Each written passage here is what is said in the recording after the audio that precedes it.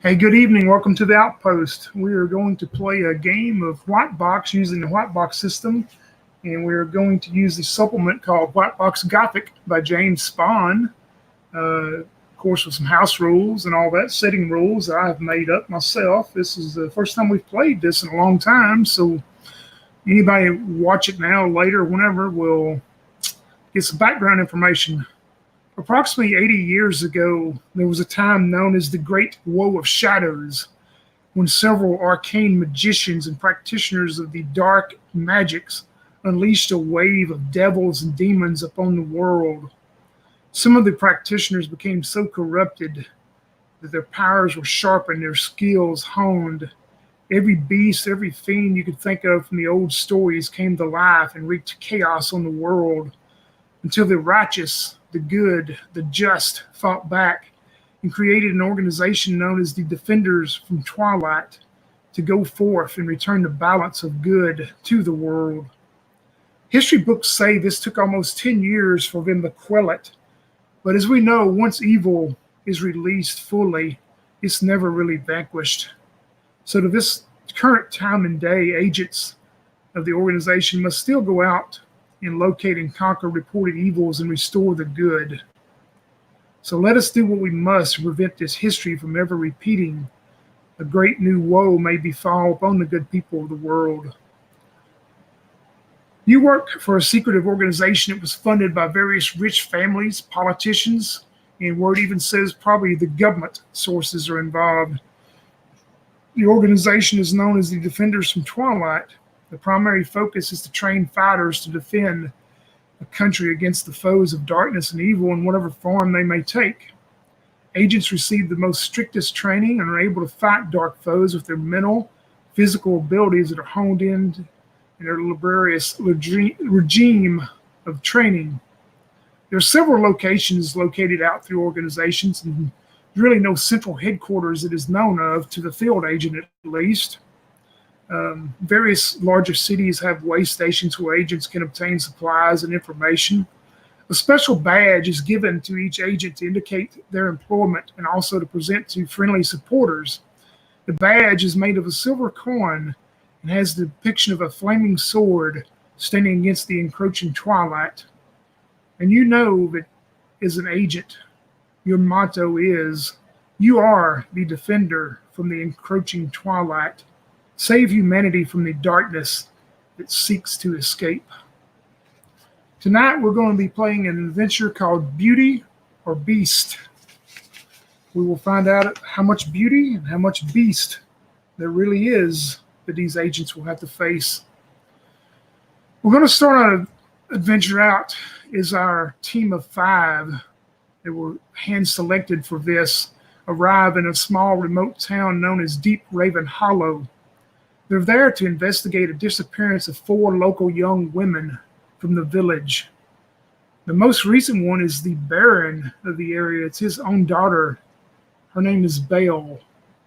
Rumors are abound now that there's some evil going around, some malignant beast that lives in the woods who has been raiding the local farms, slaughtering livestock, and now evidently has turned to humans to quench its thirst for its macabre bloodthirst. Regardless, these agents know they have to proper investigation and handling of this matter and hopefully send the evil back from whence it came. As we start out on the road, as you're traveling almost to Deepraven Hollow, be there soon. Yang, tell me about who you're going to play. I'm going to be playing Sir James Bind, his agent number 0025. So as the game starts, you see an elderly gentleman wearing a dark clothes with distinguished silver hair and beard hunched over, writing on his journal in his coach. He's writing to the town of Deep Hollow. And on the journal, you can see that he's writing some sort of a memoir. It says, "My name is James Bind, vampire hunter, Agent 0025 of Defenders from Twilight. It has been 4 decades since I began my career, staking those damn creatures of the night. The past few missions took me away from fighting vampires, but perhaps this case will bring me to face another one of those damn bloodsuckers. I'm heading to the town of Deepraven Hollow to investigate a string of disappearances of some women. And there is rumors of some dark creature. And then you see him continue to write.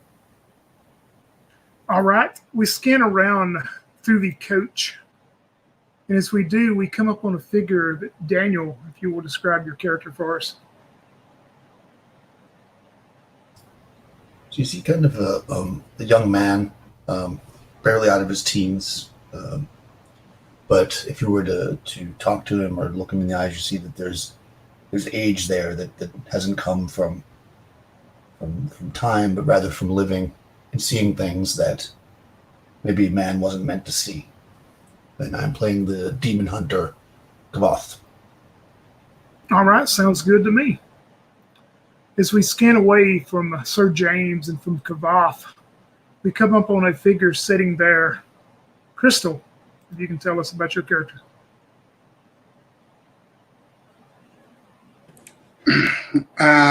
Lydia is up on the top of the coach with whoever it is driving on lookout duty.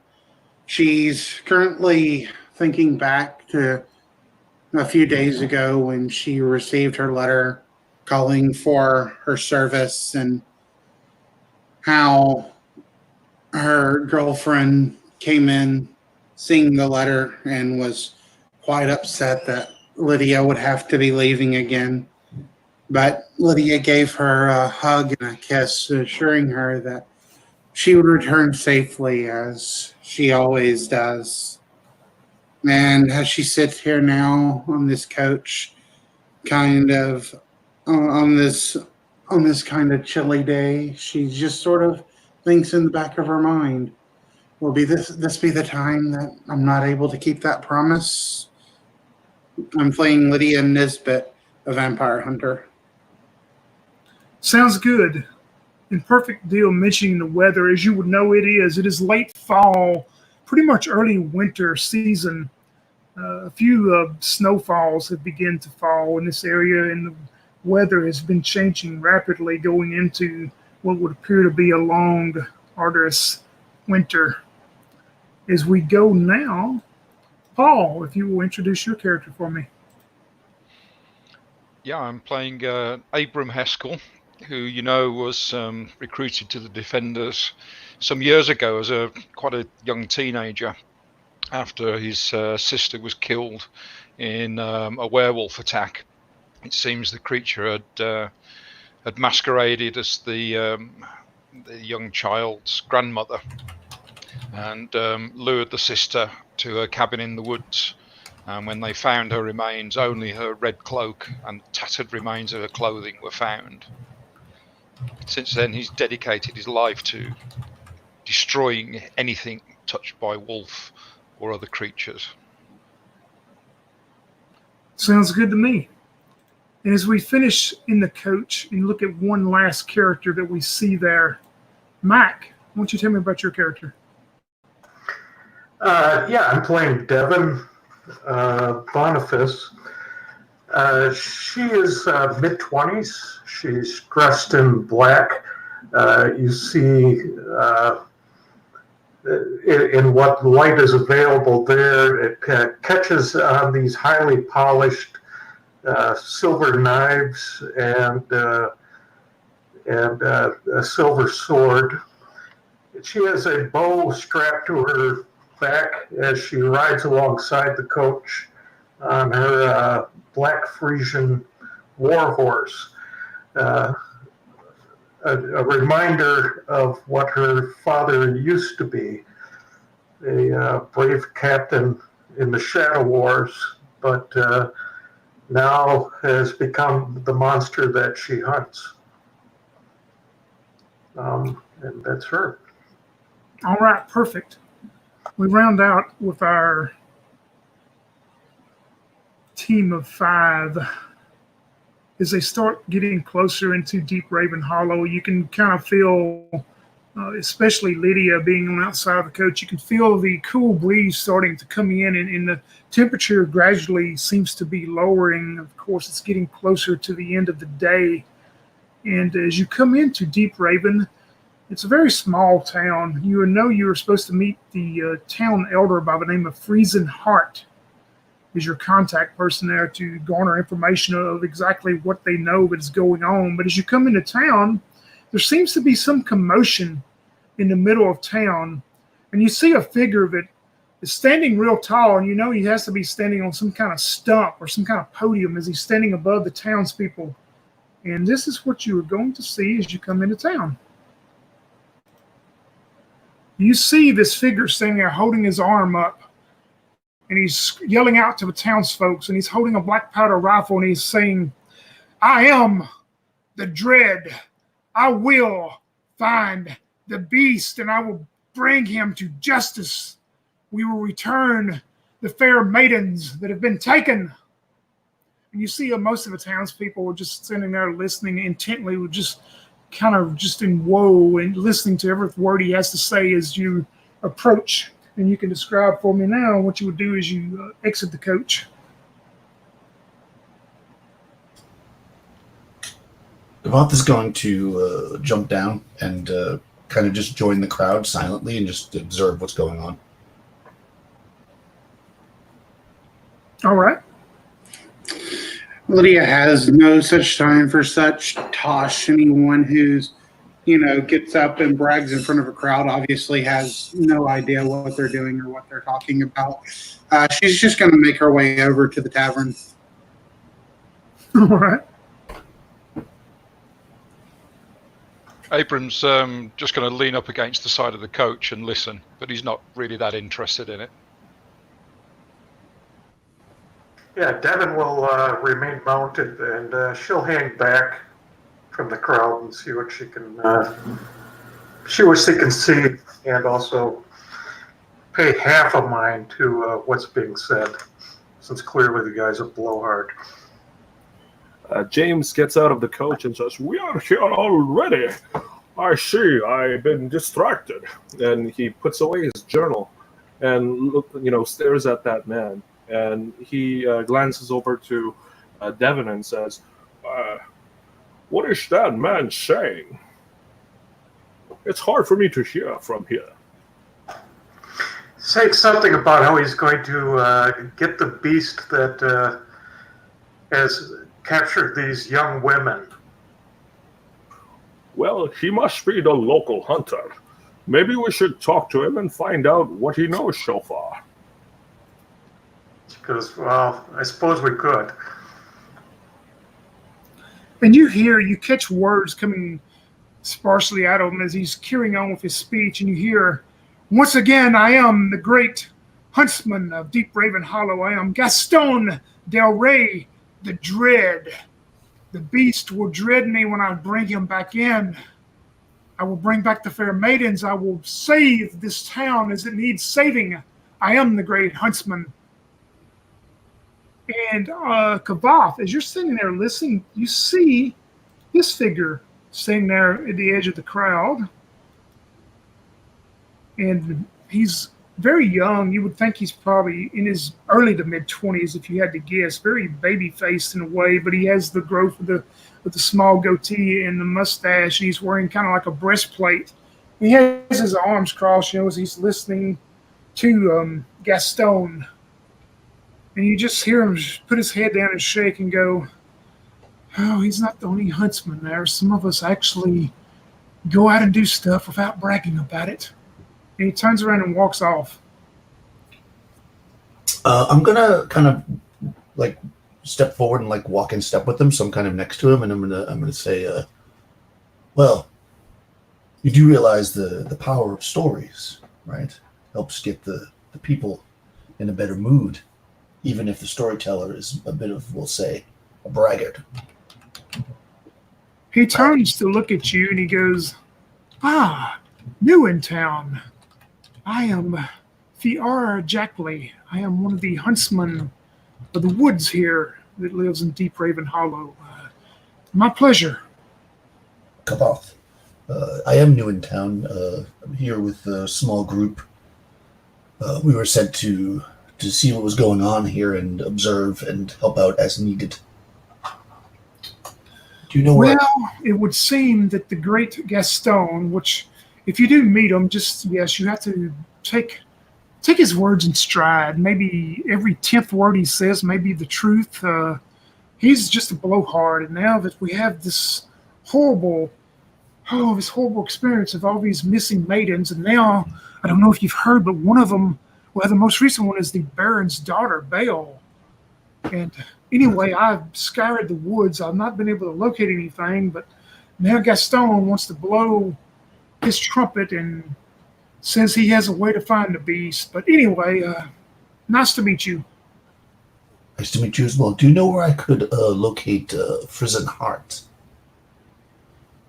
Oh, nowadays you will find him at the tavern, unfortunately. But what? Well, that sounded bad. I didn't mean it exactly that way, but he's drinking his sorrows away. He's actually the owner of the tavern, too, besides being the town elder. Oh, well, I guess he's his own best customer now, then. Thank you. I will hopefully see you soon. And I turn and walk towards the tavern. Yeah, and he nods and makes his way on down the street somewhere. If I can get the eye of the party members that are kind of near the wagon as I walk by, I'll kind of just wave my hand and kind of point towards the tavern. And then I'll go in. Yep. Would anybody else on the street, would y'all make your way there? Do you want to engage the great Gaston, or? Nah, the guys all talk. I'll head for the tavern. Might break out in a song. You never know. He might. Sir James approaches the great Gaston. He walks over there with his cane, putting much weight on his right hand side, leaning on his cane, and basically walking over there and says, Hello there, young man.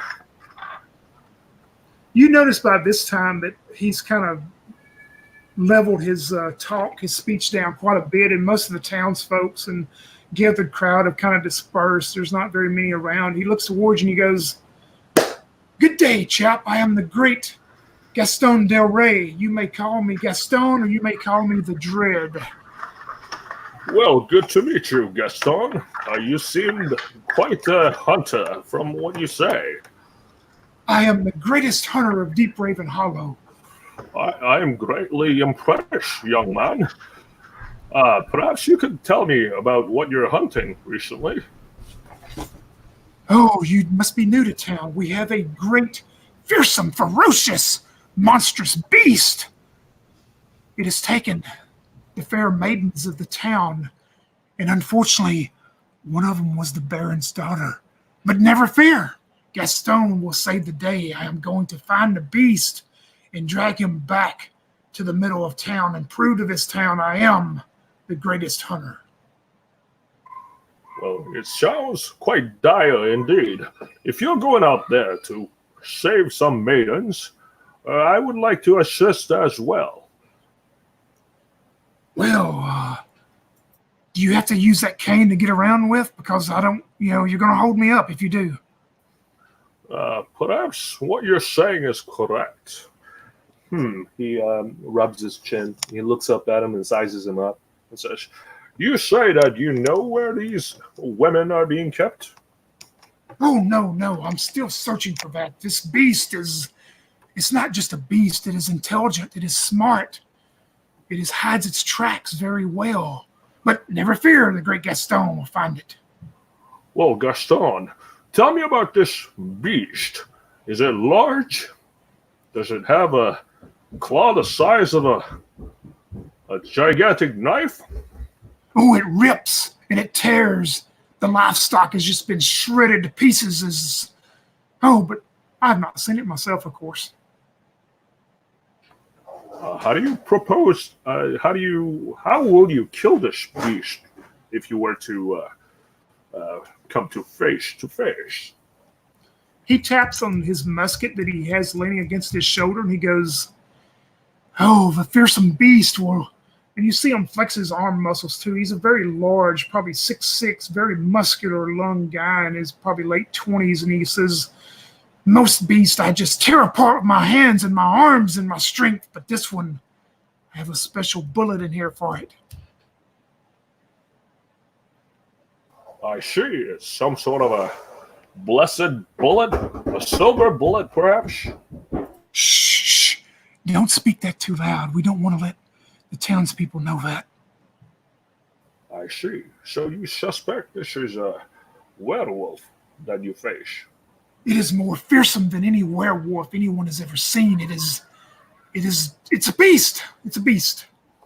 Well, I wish you great luck in killing this beast. Kill the beast, I say. And he taps him on his slaps him on his back and says, "Good luck to you, laddie." And I will be at the tavern later, and I will buy everyone around because my father, oh, well, he's rich. Well, I look forward to seeing you there. And Sir James joins the rest of the group. Yep, we go back to the small tavern. Lydia, as you approach the tavern, you were going first. Tell me what the name of it is as you approach and see the sign outside. The name of the tavern is the Sleeping Owlbear. All right. You notice it's pretty small. I mean, of course, this whole town is pretty small itself. But as you approach it, and you hear the Guthic talk coming from this Gaston and everyone else watching him and dispersing as you make your way there, and you go in just ahead of the rest of the party. You see an older man, very small frame, and he appears to be probably much older than he really is, behind the bar. He's just kind of wiping it down. And you don't see, but maybe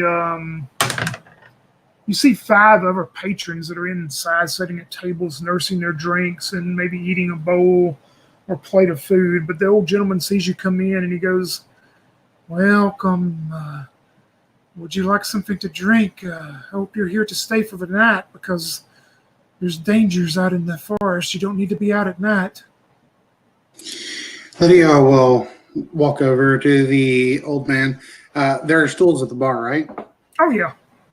So she'll sit at a stool and turn to the bar and say, "Yes, I am here for the night, perhaps for the next few days.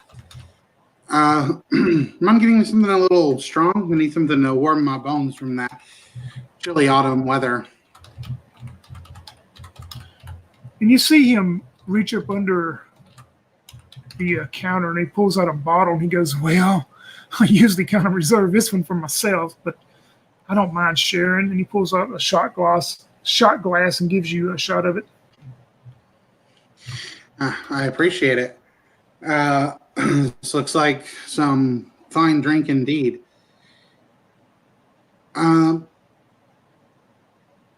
she will take her shot and sort of make the face as it goes down. "Ah, yeah, it's exactly what I needed. Thank you much." And then she will reach into her coin bag and how much would a drink like this normally be? You'd think probably a silver piece. Okay, so she will reach into her coin bag and she puts a gold piece on the table, and next to that gold piece, as she removes her hand, is the coin that certifies that she's a Defender of Twilight. He squints down, and looks at it. You don't know if maybe it's just because of bad vision or he's just, it's pretty dimly lit in here. And he's looking at it and he goes, "Oh, you're one of the agents sent here to help us."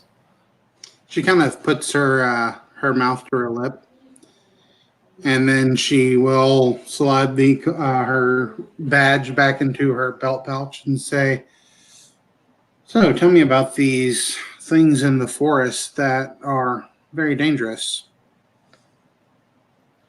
"Oh, just a moment. Let me have my granddaughter come up from the kitchen and take over so I can give you everything I know. We'll have to kind of go to the corner and visit quietly so the townsfolk don't get riled up, you know. Yes, actually, I'm sure that my compatriots will be in here soon. So, how about you have your granddaughter bring everyone at the table a round of ale, including one for yourself? Yes, I'll be there. I'll be there in just a moment. Please, pick out a good quiet space. We're a little crowded tonight. Lydia looks around the room. There's a table over in the corner, and in that corner there's this fairly nice wood carved statue of this creature that they seem to call an owl bear. And so she thinks, that little table under that statue seems a good place, and she will head over there. And if she sees her friends come in, she'll just kind of motion to them, to show where she's at. Exactly. As soon as you turn away from Mr. Hart, and he goes back into the kitchen, you turn away heading that way. The front door opens, and the rest of the party comes in with you, and as you motion them to the corner.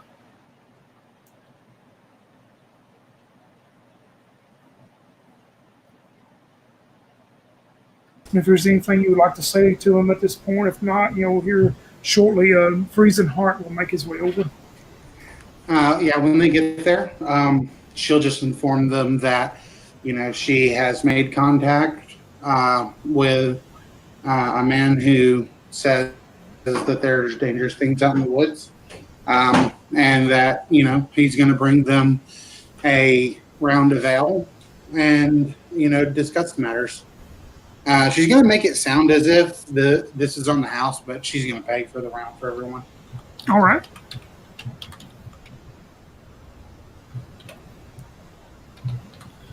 As all of you make your way to the table and are waiting upon Mr. Hart, at another one of the tables, there's another older guy, and you can tell he's much, much older than Mr. Hart was. He's sitting there alone, and he slams his mug down on the table. He jumps up, and he goes, "I have told you, people, I have been the sage here for years and years, and well, my years are almost up. But I've told you, there's a great evil in the woods that has lurked there for years, and it is coming up. It has caused all of us havoc. It has taken the maidens. It will take all of us one by one. There's nothing anyone can do to stop it. It's such of a great evil. You must flee now." You hear a couple more of the townsfolk look at him and they go, "Shut up, Belle Dre. You're just drunk again. You're just an old drunk. Go home and sleep it off." He says, "Devils to you. Devils to you. You will be next if you don't shut up. The beast can hear you." He starts to make his way stumbling towards the door of this Belle Dre fellow. Gavanth is going to put himself between, the man and the door, figuring that he's drunk so that it'll look like he bumps into him. "Oh, well, where did you come from? I didn't mean to run into you. These idiots here think that everything's just wonderful." "Well, I'm sorry, good sir, to be in your way. How could they treat an elder this way? Here, let me buy you a drink." And I'm going to try to turn him around and get him back to a table. Oh, you said the magic word there, fella. Let's go have a drink. Yeah, so I'm gonna sit with this old guy, and raise my hand to call over for some drinks. And I'm gonna say, "So, I'm a collector of tales, of stories, and I hear that you started one. Tell me about this beast that you say." Oh, the beast is hid, and you see now he's lowered his voice as he's drinking with you, and the beast has been hidden for years. It is a foul thing, from what legends say. It is. This town is evil anyway. It's just everyone here is sinful and prideful, and they don't listen to me. I am the great sage. I think I'm 87 now. I don't even know, but my years are numbered, and I've tried my best to help Deepraven Hollow, but the beast has heard the call of the sin, the evil. It has come out to take what is it belongs to it. Unfortunately, it has taken some of the fair maidens of the town. Some of them are actually virgins, I hear. But the Baron's daughter, she come here to visit, and she was evidently been taken now. Well, We need a hero.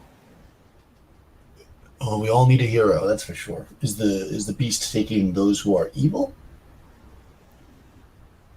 I think the beast is taking now the good ones because he knows if he takes the good ones, the evil ones will come out. They'll come out to play. And when they come out to play, he will take them. Oh, like bait. Yes, I mean, You're who wouldn't smart. follow a lovely lady into the woods? you went to the university, didn't you? Yes, I did. I lie. So yeah, I ask him. So I say, has this beast made any move like this in your many years of being here? Or is this the first time? This is the first time. The stories and the legends, of course, are forgotten by all these young fools. You know, they don't want to study history and know anything about history. I'm glad you do, but the Yeah. beast has never shown its face until now. But it is hideous. It is cunning. It is smart. But it is a beast. I understand. Oh. So I kind of just let him talk on and let him finish his drink while I watched, the rest of the party get on. Yeah, we go over to the. Yeah, we'll go over. He just keeps rambling and tells you stories, about the beast, and pretty much repeats a lot of stuff as he's finishing his drink. As we jump over to the rest of the party, Mr. Hart comes out and brings a round of drinks for all of you, and he goes, "Well, as you know now, I'm the. I guess you would call me the town elder. I'm not really the mayor, but I'm just I don't know what to do. I'm so glad that this organization, he scans across the whole table of you all, and he says, it appears they've sent a good team. I don't know where to begin. The three of the local girls, the young girls, I'm afraid the beast of the woods has taken them, and I hope they're still alive, but the Baron, I don't know if you know the Baron, Sistine Uhiel, he's the saint. He's been a wonderful Baron, but his daughter Belle come here to visit, and it is feared she's the latest victim. But hopefully you can find her and the rest of the girls safe. I don't know. The beast roams the woods though, and we have two local huntsmen, of course. One of them is he's a loudmouth. I'll just say it. The other one is a fine young fellow, fine young man. He's comes from a long line of lineage of huntsmen, and if anybody would stand a chance, it would be him. But so far, them tracking the beast has led to nothing at all. I don't know what else to tell you. I just don't know. Well, tell me, Master Hart, has anything like this happened before in the town? Oh no, I'm going up on to my. I'm in 67 this year. Nothing. I've been here all my life. Nothing of this caliber has ever happened before. How's the Baron holding up? Not too well. I think that's why he contacted the organization to have you all sent out to find his daughter. Let's hope that she's safe. I see. Do you know where she was when she was kidnapped?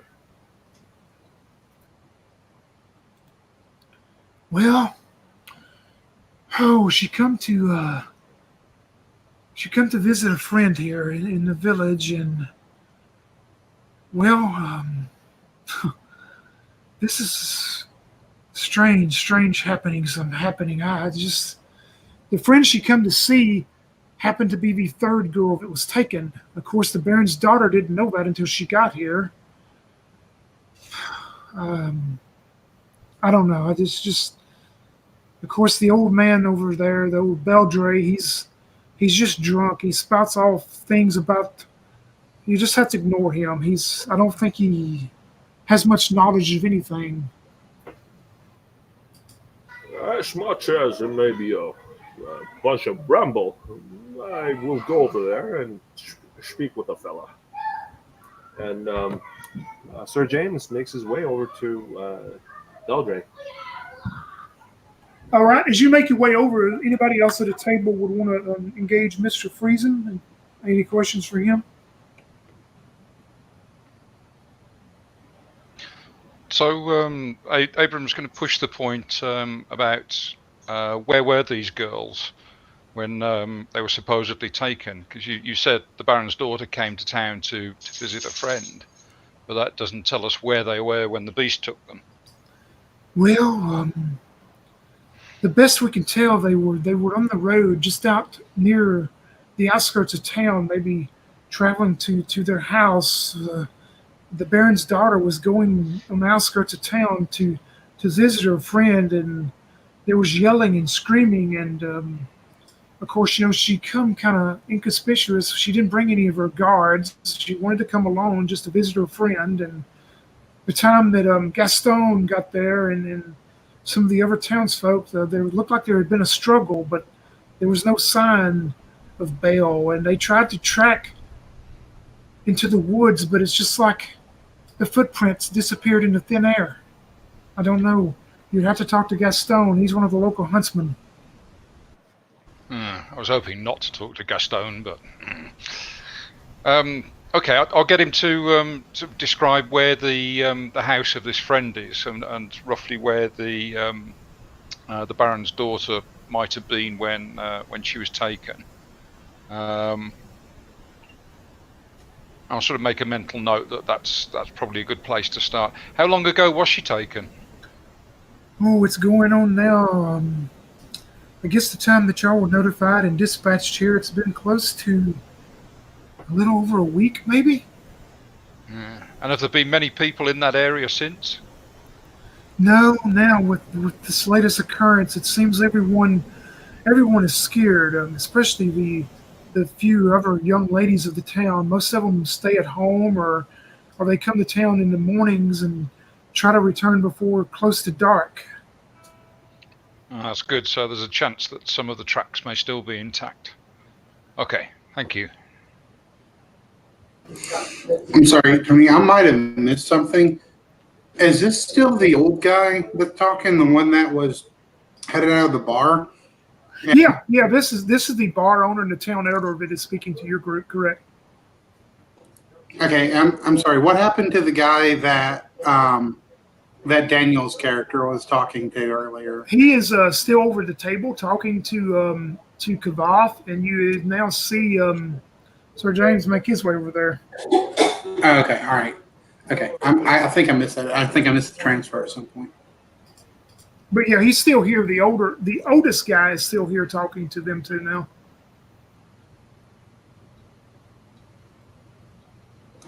Okay. But yeah, Mr. Hart will bring y'all any drink and food, and he will entertain any questions, and he'll go back to work if nobody had any. And we'd go back over to the table where Beldre is, and he's just raving and ranting on about the same pretty much stuff. He's repeating himself pretty bad now, but he raised his blood alcohol count. Well, hello there. Well, would you like a drink? This fellow here's buying. Of course. Mine, I like it shaken, not stirred.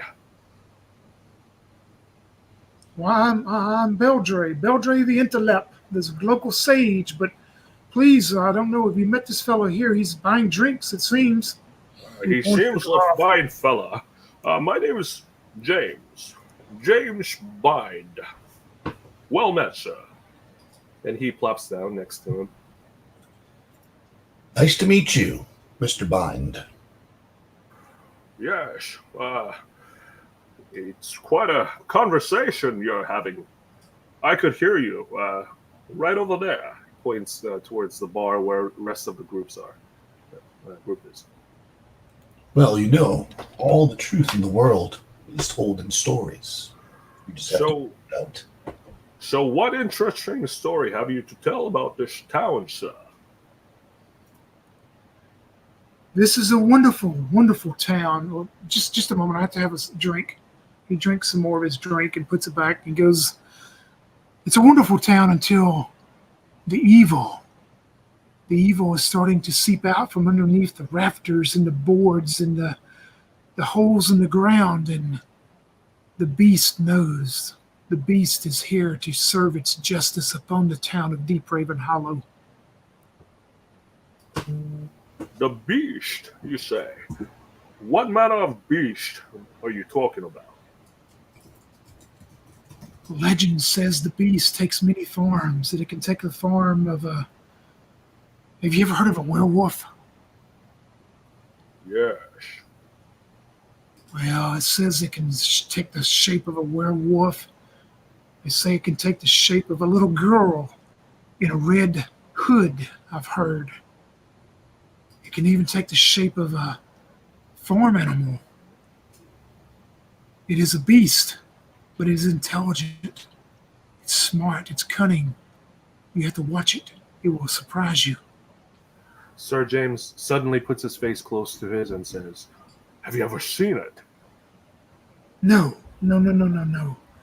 I would probably not be sitting here drinking with you right now if I did. Regarding the string of kidnappings, has anything like this happened before? Oh, never. How old am I? I'm 80, 82, 87. Anyway, it doesn't matter. I'm old. I'm an old man. I'm on my last few years. Can you not see? But no, nothing of that such. Well, good sir, if you have never seen it and there hasn't been any events, how would you know that there is such a beast? Well, you don't seem to be a young, spry person yourself. Do you not read history and legends and stories and things? Do you not study history? What is wrong with people who do not study history? Oh, here, have another drink, sir. and then he, raises another glass and pushes it towards him. No, I'm going home, y'all. Y'all just, this is enough. He looks towards Kavath. Thank you, young master. Thank you for the drink, and maybe you can teach your history buff. You teach this elder of the community. He needs to learn about it. And you see him start stumbling out towards the door. Good sir, do you need an escort home? Oh, no. I know where I live. I live just down. Wait, do I go right or left? Oh, never mind. I can find it. Okay. I wish you well, sir. Study your history. And then he takes another sip. I'm actually gonna let him walk up, and I'm gonna walk behind. I'm gonna follow him basically, just to make sure. All right. Fall over in the street or something. Sir James, do you want to tag along, or are you going to stay? Sir James nods at him and sees him leave, and then he follows behind him. Not right behind him, but just about the same distance that he's keeping with Old Man Belgray from Coyote. All right. They're following me, and as I'm following. Yeah, but he knows. I mean, he's given you the signal that he will be following you, so you kind of know. We're like a conga line, but spread out.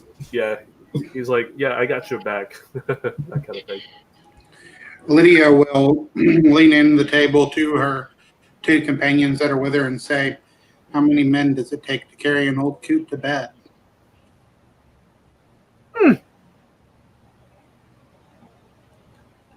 Kavath, you follow the old man, and he stumbles. He goes left out of the tavern. He goes to the left, and he goes down maybe, 50 yards or so, and he's puzzled, and he holds his hand, and he starts back, and then he cuts down another little alley, and you follow him where he goes to a little shack on the edge of the town, and outside you see a sign that says herbs and more herbs as he goes into there, and you probably know maybe he is the local sage as he really says he is. He sells sage. All right, so if he gets inside safe, I'll turn around and walk back. Yeah, you see him go in. If you wait a few minutes or whatever, it appears that he does come back out, and hopefully he is asleep. Did he say, like in his ramblings, that when these people are taken, is it usually at night or during the day, or when does it usually happen? No, roll me a d6. 6. Yeah, you don't recall him mentioning any specific time. He rambled on so much it would be hard to get a time from what he tried to discern from him. Okay. Then I'll just go back and I'll probably end up crossing paths with Bind, and I'll say, he's home safe. I don't know if we should patrol the town at night. Did the town elder give us any information about that? Well, he has said that there are some of the women that has gone missing. It's nothing that we haven't heard before coming to the town. I did speak to that fella, Gaston, he says. Oh. He seems to think that this is a werewolf that we are dealing with. Well, I mean, that would be what the common folk would believe. That's the first thing they always jump to. But I wonder how much credibility we should give to that old man. He rambled on quite a bit. He did, but there's truth between the lies always. We just must pick it out. Yes. What do you propose we do?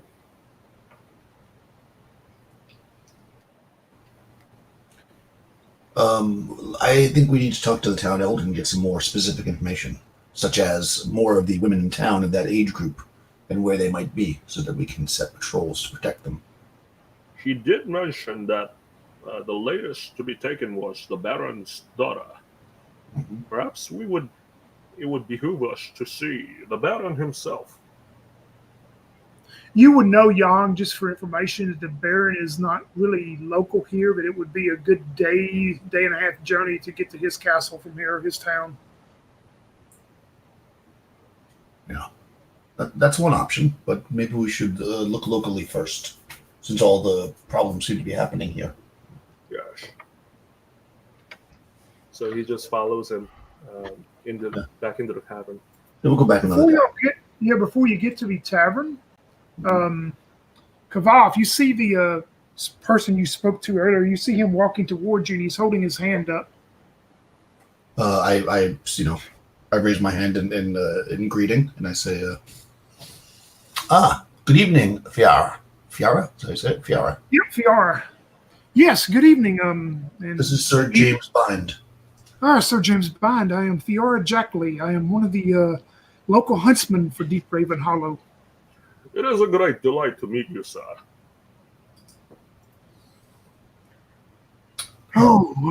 Would y'all like to have a drink? I think I need one before the night grows into darkness. I think I had one too many, but I shall join you for the conversation. I can always have another drink. So I wanted to ask you, these disappearances of the women, have they happened mostly in the evening or the day, or has it been a consistent consistency to that? Well, the first one was in a deep, dark night. The story was she had left her house without her parents' permission and snuck out to meet one of the local village boys. So I know she was taken late at night. The second one, let me remember. I want to say it was the early night, if I remember right, from the time that we were able to put it all together. It was it was nightfall, but it was very early in the night. The third one, just before daybreak, I believe, almost at sunrise. Strange. It was very, you would think it would not be at daybreak, but the Baron's daughter, though, that's the strangest one. It happened right before nightfall. There was still enough light in the sky, enough light in the woods, enough light to see by without torches and lanterns and stuff. Strange. It's just strange, isn't it not? That is strange. Very good. Let's have a drink. I'll introduce you to some interesting people who have come with me. And I'll bring them in and introduce them to the, bring them to the party at the table and introduce the Fiara. All right. We were back in the tavern, and the table was full, and you have another guest there with you then. And he introduces himself as Fiara Jackley, the Deepraven Hollow huntsman. Yeah, so I'll say back to the party pretty, as briefly as possible that we were talking and trying to figure out if there was some kind of a time frame. And while all the kidnappings seem to happen around the night, they're not necessarily when it's dark. Some have been at nightfall and some have been at daybreak. So it's not like dead of the night, but nothing in the middle of the day, right? It's always been like later. Yeah, from what you gather, the strangest one would be, before nightfall, and the one maybe right before sunrise. Yeah. Well, then perhaps we should begin our journey before sunrise tomorrow. Get up when the hunters do and see if we can find anything out in these woods around here. Good idea. Fiara, are there any more young girls similar to the ones that were taken? Perhaps of the same age that are still in town?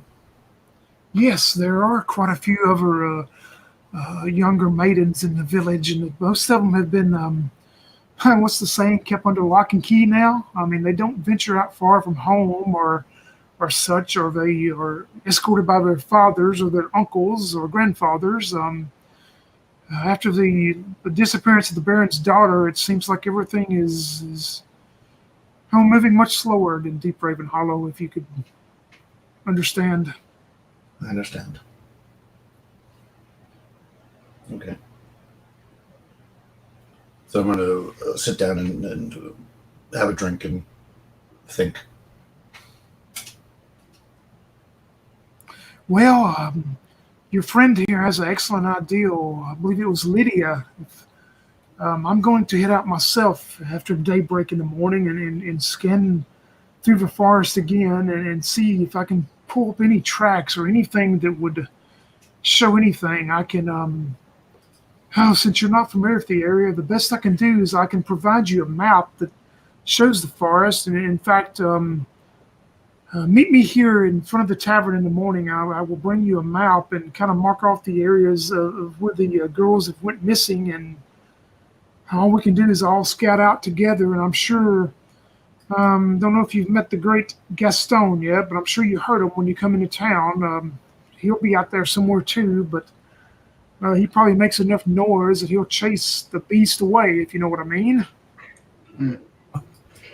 Well, every little bit that you could do for us will help, and we will thank you for it. What of the older man? She'll kind of ask generally, sort of towards Kavoth, since Kavoth and Sir James were speaking to him. The cute that I saw you leave with, who is he in this village? The old man, that is Beldre. He's just, he's old. He's old. He talks a lot. He drinks a lot. But he does have some of the finest herbs around. He's been doing that for years, and he's just kind of known as the local sage. He believes in history, and he believes in things that happened in the past will come back to haunt us again. He's harmless, just a harmless old man.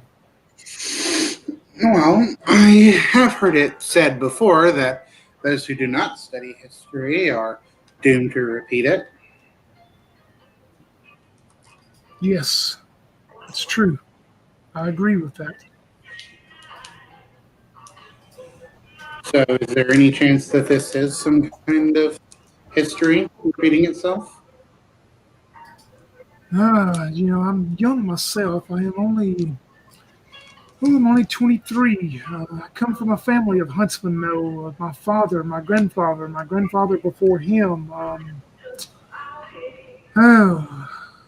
Nothing ever has been told of something that is awful as this, though. Nothing, not even in the great War of Shadows many years ago.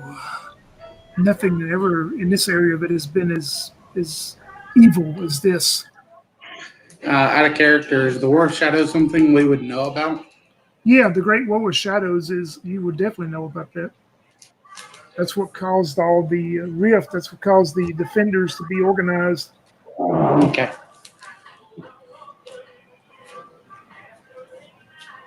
Well, laddie, perhaps you could tell us, has there been any rumors of vampires in the area? You can tell up to this point he's been kind of serious and stern in his talking, and you can tell he's probably very educated. And he sits back and he starts giving out a hearty laugh, and he goes, "Don't tell that to Belle, Dre. We don't need him dreaming up stories about that. But no, good sir, nothing about vampires. Not yet." No epic stories of staking, beheading? No, the only steak we have around here is served well done. It's on Saturday nights. Friesen does a great job. I like my steak well burnt. Well, That's the best. I shall try some of them. Thank you, young man. And he gets up and heads over upstairs to find a room. Yeah, you see, Fiara will have just one drink, and he says, don't want to dull my senses. I will meet you here in the morning. I will bring a map. I will go home and map it out the best I can and show you the locations, and hopefully one of us will bring back the beast. And if it's Gaston, we'll never hear the end of it. And he'll make his leave unless anybody had questions for him. Yeah. No, I have no more questions. I would go to rest. Once he leaves, Lydia will take a cigar out from like a case in one of her pockets, and I'm guessing there'll probably be like a candle in the middle of the table or something, so she'll begin to light it up using that. And she'll say, again, kind of just talking to the group in general, Gaston, is that the guy that was bragging out front when we arrived? Yeah, Gaston the Dread.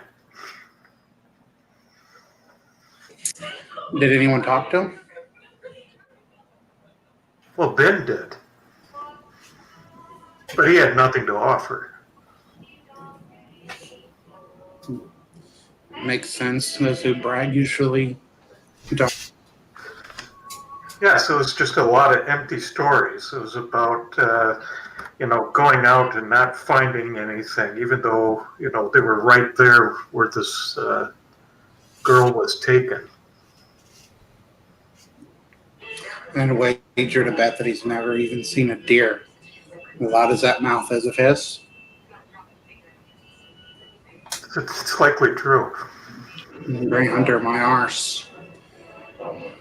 Because, Abram, did you hear him say something about a red cape? Isn't that similar to what your sister had?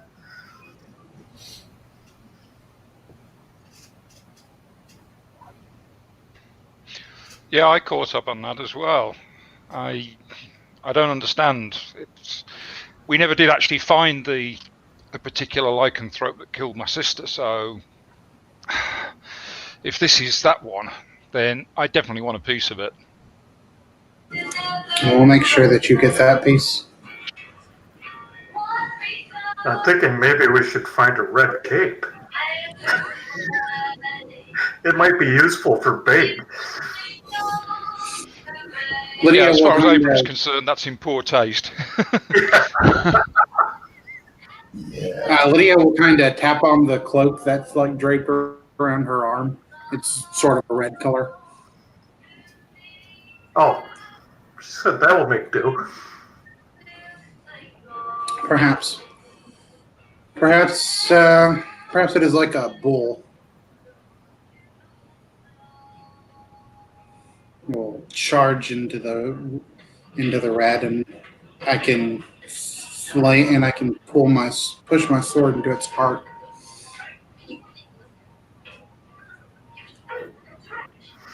Said, well, I think I'm going to get a little sleep myself before we start out this morning. Indeed, it would be a good idea to get good night rest. We have to get up early in the morning.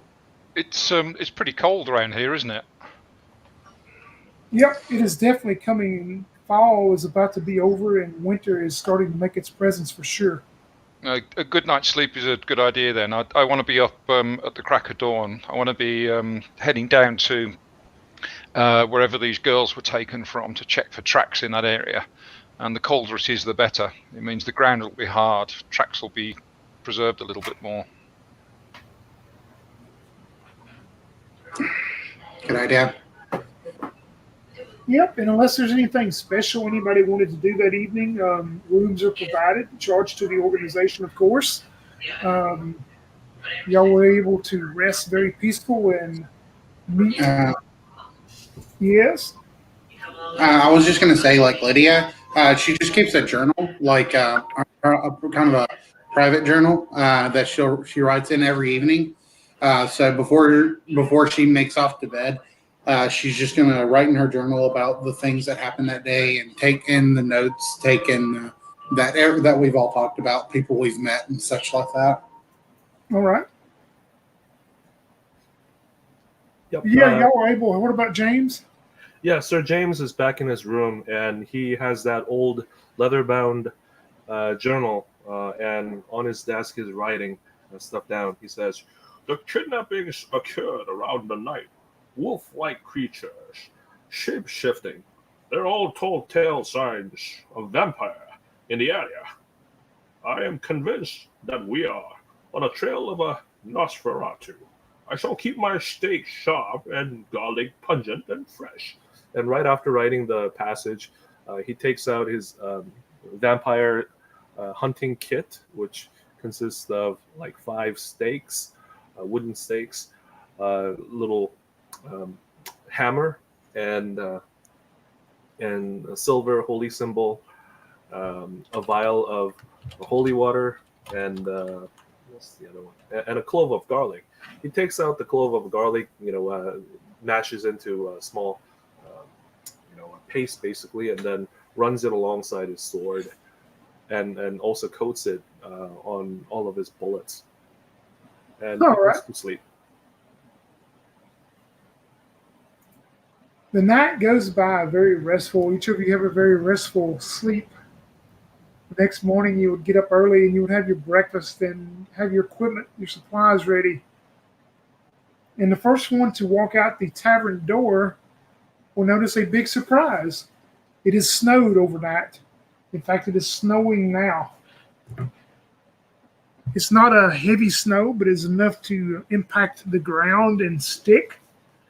And you see Fiora outside with his equipment and holding up a hood, and he turns towards the group and he goes, "Well, this is very surprising. We do get early snows, but usually not this early, but I don't know. This could very definitely help in finding anything that we run across in the woods, any of us."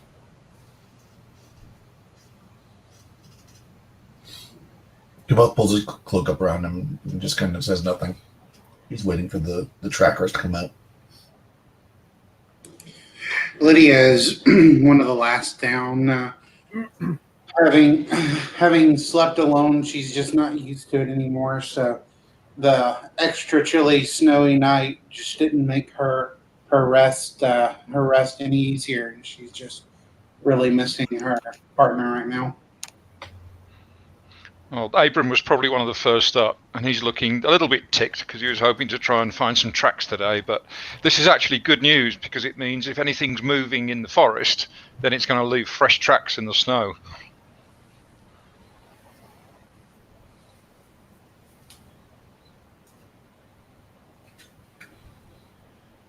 Fiora will provide you all a map, a fairly detailed map of the area, and it's marked off the spots of where the maidens, the young women, had been taken from. And he says, yes, I would just suggest starting in any area here, and I will take my area. And I was informed when I got here this morning that our good friend Gaston, instead of coming to the tavern last night and buffooning everyone, he evidently went to bed early and he was up before sunrise, and supposedly he's out in the woods way before he beat all of us. But if you run into him, I would go the other way, because all he's going to do is cause ruckus and noise, and you won't be able to track a rabbit out there with him. Agreed. We'll likely find his corpse frozen. Well, now, dear, please, that's not. We don't want to find any bodies of anyone. Let's hope we find the young ladies and everyone as they were before they left. Quick question. Of these places where the ladies had disappeared, are there any solid hunting grounds in the area? Places where you hunters tend to find good game? It might be wise to check that area for such a beast as well. Well, I can point out a couple, but to be honest with you, the forests around here have been very abundant. They are deep. They've always provided wildlife and game for us, but I can show you a couple places maybe to check if you would like. I think it would help. What do you think, Abram? You're more of the outdoorsman here. So it was good to know what's in the forest. I don't know. I was kind of hoping that there'd be some tracks that we could follow, but I think the forest is probably a good place to start. Let's see what we find. Sounds good to me, lad. Well, perhaps I should have told you last night, but when I spoke to Gaston, he did let me know that he assumes that the monster that he's hunting is a werewolf. Okay, well then we can be assured it's probably not a werewolf. Well, as a specimen, he's most intimidating. What a guy, that Gaston. Unless, of course, Gaston is the werewolf. I'm just telling everyone that. I don't think he seemed clever enough for such a trick. But perhaps a trick. Well, to confess, I think the fellow's a fine chap. He seems to have a heart, his heart in the right place. Just as a matter of interest, Mr. GM, what's the phase of the moon at the moment? Good question. You will know that tonight is a full moon. I had a funny feeling that might be the case. Right, but the girl was taken a week ago. That is true. That's true, and there are lycanthropes who can change form at will, but under the full moon, they very often have no choice but to change. Which means at the moment, if our target is a human being of some sort, then sometime tonight they may very well change. Yes. I see. And it never hurts to assume that our foe is a vampire. Yeah. Okay. That is true. It never hurts. Well, I do see that the shop is still open. And he points towards the sage's shop and says, if it is indeed a werewolf, perhaps we should pick up some wolf spray. I have some. I Doesn't it come standard in the kit these days, Bind? I didn't know. You picked up the extra steaks, I think, instead. Yes. I'll be right back. He rushes over to the shop, actually. Yeah, you get over to the shop and bang on the door. With it being so early, and it takes a while, the old man comes to the door and he goes, I don't know who you are, but I'm not open yet. well, what do you want? And he peeks through the window and sees it's you, and he goes, the one that doesn't know a damn thing about history. What do you want? A history lesson? Well, I'm here to buy something that may help us in a battle against evil. Well, some wolfsbane, perhaps? I'm all out. I sold it to all the townsfolk because they think it's a werewolf, but it's not a werewolf. I tell you, it's a beast. I see, yes. Do you have anything that would work against a beast? History.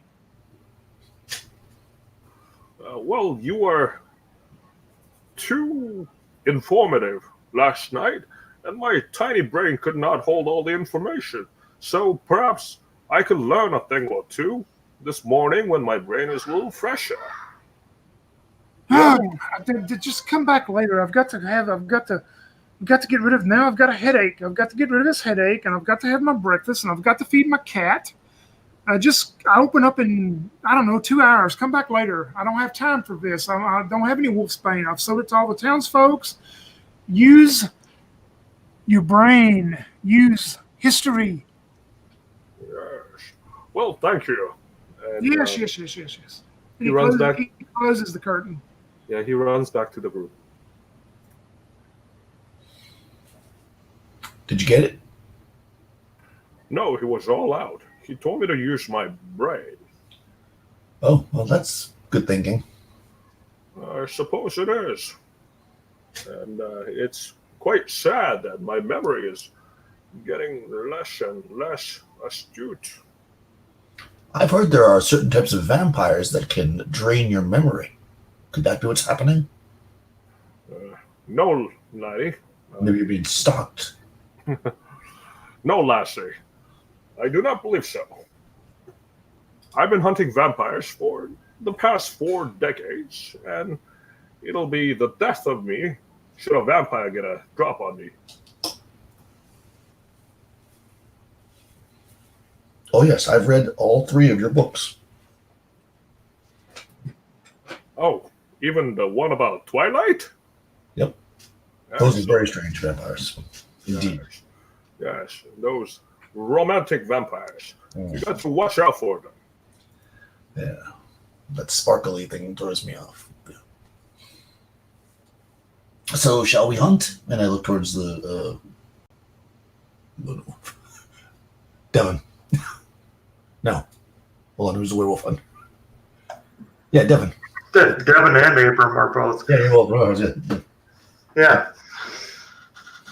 Devin's ready. She pulls up her headscarf around her and it's like, let's go.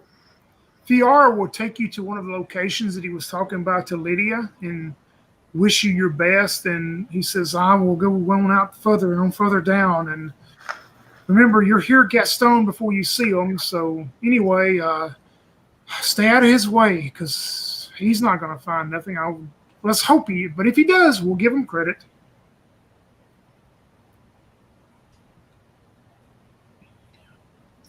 So once he leaves, I turn to the party and I say, I understand maybe not respecting somebody who you feel is maybe not as successful or skilled as you, but this guy's really got a thorn in his side.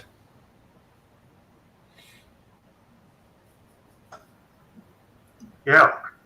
Perhaps he is the werewolf and doesn't want anything too close.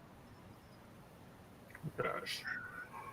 I say, perhaps he is envious of this Gaston.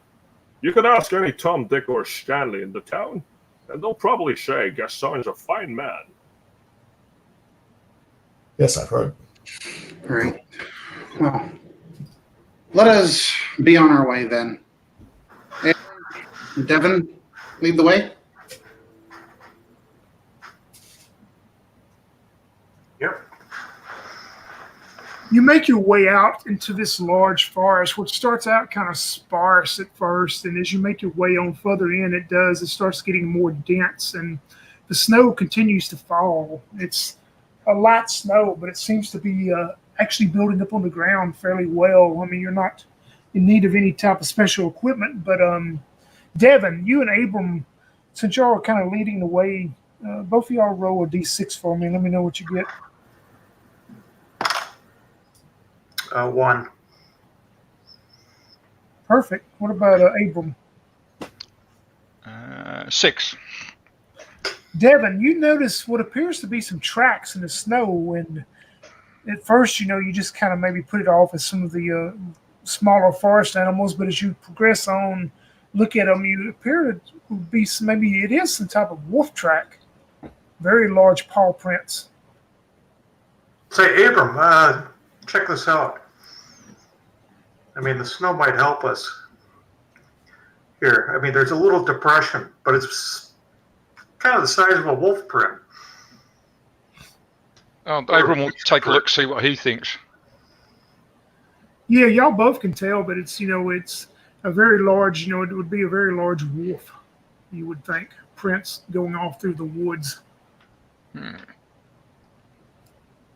But this is daytime. It would be unusual to see a lycanthrope out in the daytime. Well, it snowed overnight, no? Yeah. Is it still snowing?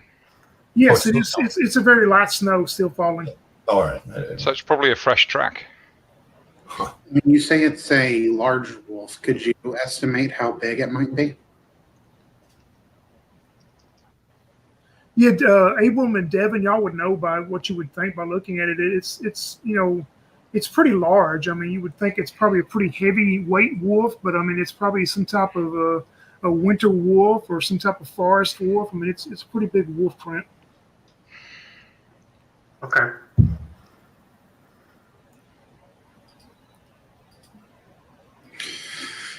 Trying out getting rid of a large wolf this close to town might be a good idea.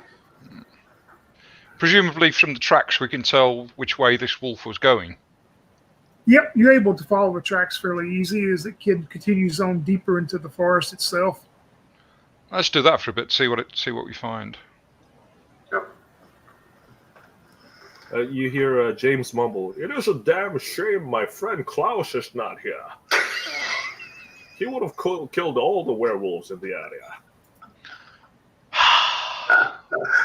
Yes, good old Klaus. He tried mentoring me once. He is a fine chap. Yeah, I actually had thought that Klaus had killed all the werewolves. That was the rumor, but apparently there's more. Well, that's what he told me. He said, "Don't bother. He's killed them all." Well, it's yet to be seen. Let us hope that we'll run into vampires for once. So doesn't can't I mean I'm not a vampire hunter, but can't they turn into wolves? Isn't But of that one of course. the- By the way, when they're looking at the tracks, could I also look for telltale signs of vampires? For example, like transmutation from one creature to the wolf or something like that? Yeah, I'll give you a chance. Roll d6. I got 3. And on tracking, upon 3, I believe that's a success. You're pretty sure. I mean, you do doubt maybe at first with the environment you're in and with everything. I mean, you're pretty sure though. You may question a little bit, but you're pretty sure that you don't see anything that would indicate any type of vampire at this point. He shakes his head. Vampires couldn't go out during the day. Well, you'll be surprised, laddie. Some vampires are weird. Yeah, indeed. It depends on how powerful they are and such things. Not all vampires can transform, for example. It is not very well known, but vampires do lose their power. But a lot of them are still able to walk around in daylight. Right, but it wouldn't be able to be a wolf, right? Your second book, you talk about that. Again, it would depend on how powerful a vampire would be. But I see no indication of vampires. It seems to me that you all battle foes that only come out at night. Like we're walking around during the day. And then I follow the tracks as best I can. Your group continues following. I'm sorry, Crystal. Go ahead. She would like as they're walking, and she'd probably ask like, "Are demons not their most powerful during darkness?" I'm quite sure that when I encounter a powerful demon, I won't be able to talk about it after. Because I'll be dead. And so will you. Let's hope we don't encounter one of those then. That's what I hope. Well, after that cheery speech, shall we move on? Having raised the spirits of the entire party. Yes.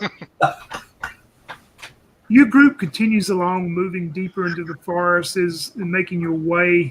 And as you do, you think some time by watching through the canopy of the trees, and what sunlight you can see. The snow's let up quite a bit, but it's just still a faint fall of snow that's coming down. Most of it's catching in the trees itself, but you think it's probably getting around, you stay in the woods a couple hours, you're thinking now it's roughly getting around 10, 11 a.m. maybe. Lydia, you are moving along, y'all having your discussion or whatever. Everybody's trying, Devon and Abram's tracking these prints the best they can. But Lydia, you hear something off to your side, and you look over, and you see a man standing off in the edge of the woods. And you see this old fella standing there with these long white and gray robes that's holding this wooden staff. And he's looking straight towards you, Lydia. And maybe as you turn back to see the rest of your party's not there. All you see around you is you and this old man.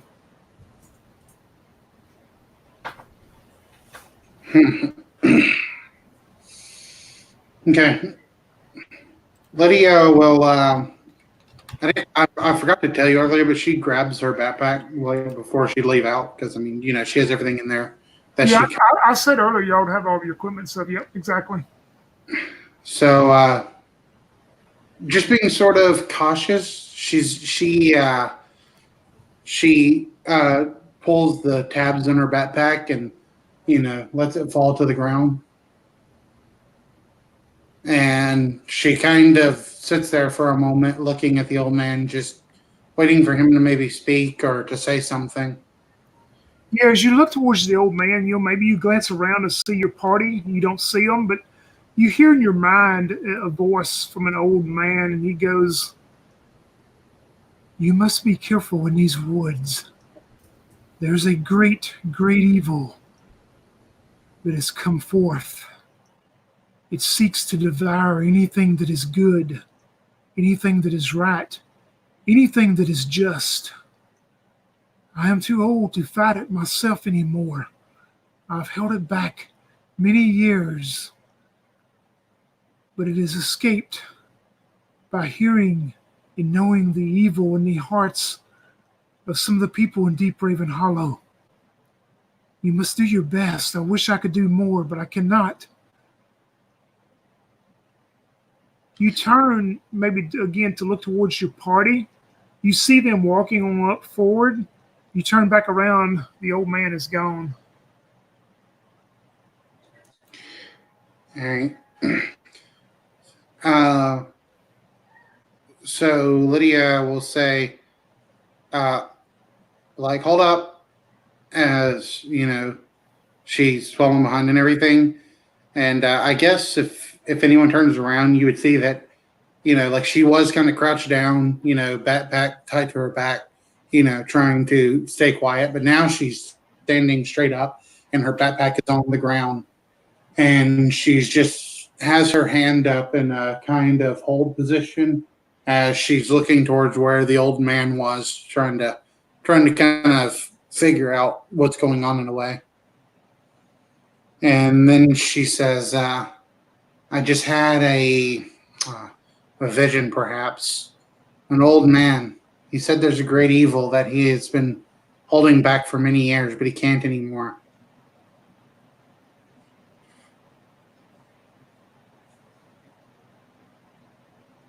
Did he say how to fight this evil? No, he only said that it was released, that it sees the evil in men's hearts or the good in men's heart and seeks to devour that which is good. However, I saw this vision. The man appeared to be standing just there, and she points to the trees that he was standing between. Sir James looks for tracks. For a moment, I was in a different place, or maybe a different time. None of you were here. Sir James, you make your way over to the area of where she's pointing out. There's absolutely nothing there. No tracks, no disturbance of anything. Did you ask the old man if it was a vampire? I had no time to ask him anything. He told me what he told me, and then I was back here again. It doesn't sound like a vampire. Classic. Yeah. Sounds like you summoned your demon there, Kathoth. Yes, that's what I think as well. Perhaps we should go this way if this is the way that the man came from or appeared from. Perhaps the target we seek lies that way. And Lydia will grab her backpack and put it back on her back. So I'm going to, because demons don't leave like regular tracks, because they're demons. It's more like an evilness in the air. So I'm going to take out my holy symbol and kind of start swinging it like a pendulum and see if I can pick up any demon demon spore. God, Pearl, nice Gandalf. Y'all think he's a demon? No, you can do that. Well, no, I don't think that he's a demon, but if the demon's in that direction. I got 3. Yeah, you're very certain searching around. Of course, like I said, you don't see any tracks of anybody that was in that area, but you're pretty sure by your training that you don't sense anything that relates to any kind of demonic activity. Yeah. I relay that to the party. I say, I'm still banking on vampire. I mean, to be honest, I really took this assignment because I really wanted to see the famous James Bind kill a vampire. So I am kind of hoping it's a vampire. And then Well, you and I both. It's been 5 years since I killed one vampire. Mm-hmm. I'm hoping that we catch a big one this time. If it's too small, you got to throw it back, right? Absolutely. Throw it back into hell. All right, the question would be, do you want to continue by the faint wolf tracks that you've been following, or do you want to reverse course and go back the opposite direction of where Lydia has seen this figure, she says? I say we continue on to look for that wolf's track.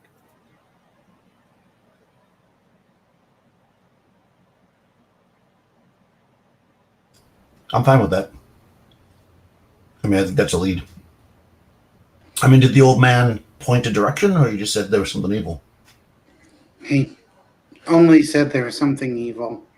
And like I said, I only suggest we follow this way since that's the way that I saw him. It would make sense to me that perhaps behind him the evil would lie if he has been trying to keep it at bay, as he claims. I think a wolf is just a wolf. I'm kind of with Lydia. Okay. I nod, and I start to walk in that direction towards Lydia, following her if she moves. Yeah, Lydia will, if the party's agreed, then Lydia will lead the way, since the man spoke to her first. Yeah, and you see no tracks anywhere as you proceed on further out. There's no tracks at all. I mean, you can, of course, go that general direction and find your way. How about on the map? Is there anything like on the map, any kind of, even if it's just like a rise or a dip in the land or anything like that? Nope, nothing that indicates on the map right now. Okay. On the map in general, is there like a building or ruins or any buildings? Great question. Yeah. There is not. if you would ask VR, we can backplay that a minute. If you would ask him, he tells you that there's nothing out in the woods itself that he knows of any type of ruins or buildings from years ago. Okay. He also scans the map for running water, like streams or river nearby. Yeah, there is a deeper in kind of the course that would go either direction. It's that you notice there is appears to be a stream that cuts through on the deeper end of the forest. Okay. Yeah, he just makes a mental note of that. You continue the way that Lydia leads you and probably go another good hour or so, maybe 2 hours, we'll say. We're going to bump it up to about 1 o'clock by now. Maybe, and you hear the James Bind. You hear the ongoing rush of water as y'all come across. Earlier, Lydia had asked about a little crest, and sure enough, you go up a little crest, and it's not a high elevation, of course, but you go up, and as you look over, it goes back down, and you see the stream. It's not very wide, doesn't appear to be very deep, but you do see a stream there as you approach. Well, I, for one, am glad to see a running water. Should we be chased by a vampire, we could go across it. Which way does the stream run? It is running east-west, pretty much. And which way is the water flowing? It is flowing east-west. Okay. So east is so going east would be going upstream? Yep, yeah, and y'all kind of came from that direction, you would think, roughly. I mean, give or take in that, All right. Maybe we should follow the stream for a moment. Maybe it'll lead us to some kind of cave or something. I've seen, instances where, waterfalls trickle over cave entrances. Abram, as y'all approach down in this stream and get closer, roll me a D100, Abram. 71. 71. You kind of trip and stumble for just a moment. As you do, you look and your foot caught what appears to be like a cloth bag that is wrapped very tightly, and it's a very small cloth bag that you have kind of kicked out of the ground. I'll dig it up and open it, have a look inside. You open it up and there is, let me see, there are 12 very rusted old iron spikes wrapped up in this cloth bag. I'll check around the area, see if there's anything else other than the bag. Nope, that's all you find. If you dig around or, look around the area where you kicked it up from, no, you don't find anything else at all. Seems like an unusual thing to find in the middle of the forest. And you can tell they're very old because, like I say, they're starting to deteriorate and rust quite a bit. But, I mean, they're still, you can tell they're iron spikes. Perhaps someone set up camp here once and forgot them or used them to, bait a net or, Could be. put a net across the stream. These kind of spikes are sometimes used for climbing or potholing, caving. So, Well, then maybe that adds credence to my cave theory. From where we are, presumably, can we see anything sort of beyond the forest? Can we see any hills or rocks or anything like that? No, you don't see. There's some small elevations, kind of like the little one that you just come up and back down to get to the stream. I mean, but the forest goes back into pretty dense when you go on past the way of the stream. It goes back into pretty much dense forest. I was afraid of that.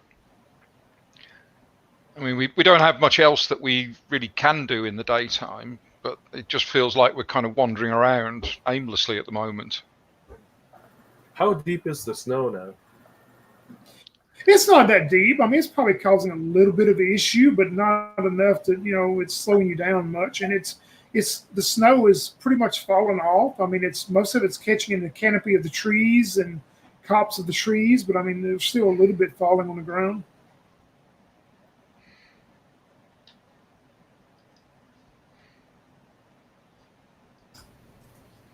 All right. Well, somebody's got to pull a Bilbo Baggins here and climb a tree. So I look around. If there's no volunteers, I'll say I'm going to climb a tree and see what we can see. And that's what I'll do. I'll put down my equipment. I'm going to just find the nearest tree that's tall that I can climb up. Yep, you're able to do that, and all you can see is tree canopy, what appears for miles around. And of course, you can see the stream as it continues to travel. About pretty much it makes some bends and curves, but not enough. And you can see it's probably the same width, almost give or take 5-10 feet as it travels. But all you see is tree. No, so I don't see anywhere close by that the stream ends in like a waterfall or anything. Nope, not from here. You don't. Okay. And I see no smoke. Nope. All right. Not at all. Climb back down. I don't see anything. James searches the area, like 10, 20 feet down the stream, looking for any other stuff that may belong to the person who was carrying that bag. Yeah, roll me a d6 if you want to look around.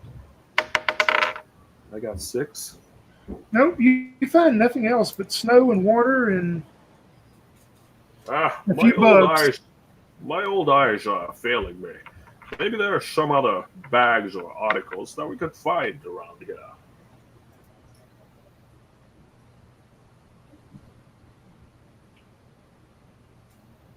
I don't see anything else. If Biden thinks we should search, then I will search because, Yeah, if anybody wants to search, roll me a d6. If you get a one, let me know.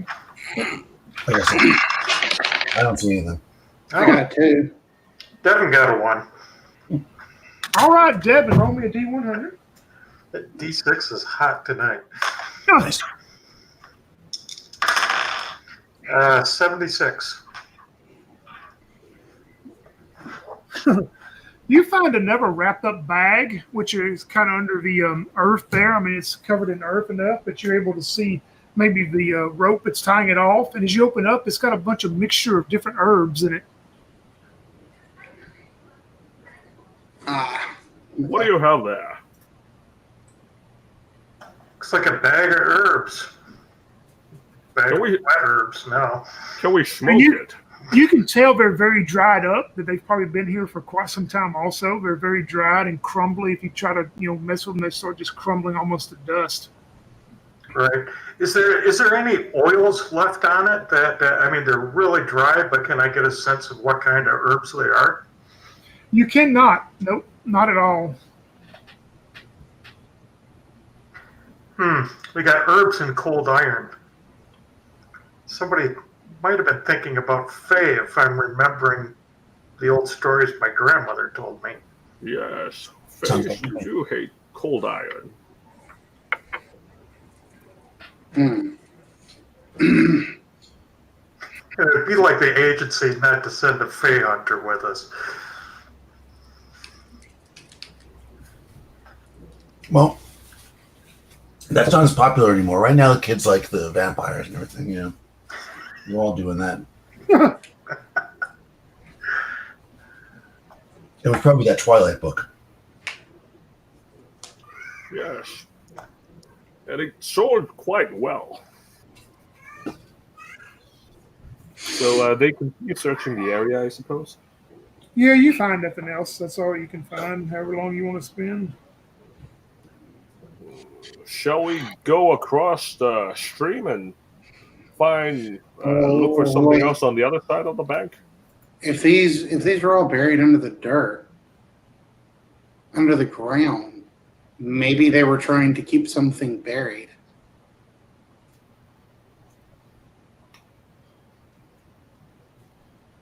We could help you if you are trying to dig it. Well, I have a shovel. How deep were these things?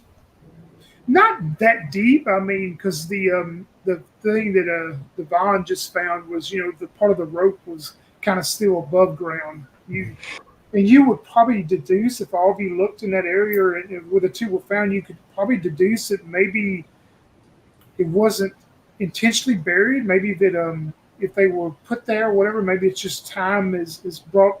The dirt is covered naturally. I mean, you're not 100% sure, but that is a good ideal.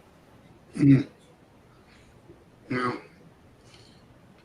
Maybe not. Well, what's our next move here? Lydia, I think your vision was just a vision. Perhaps. Our best bet might just be to go back to the tracks.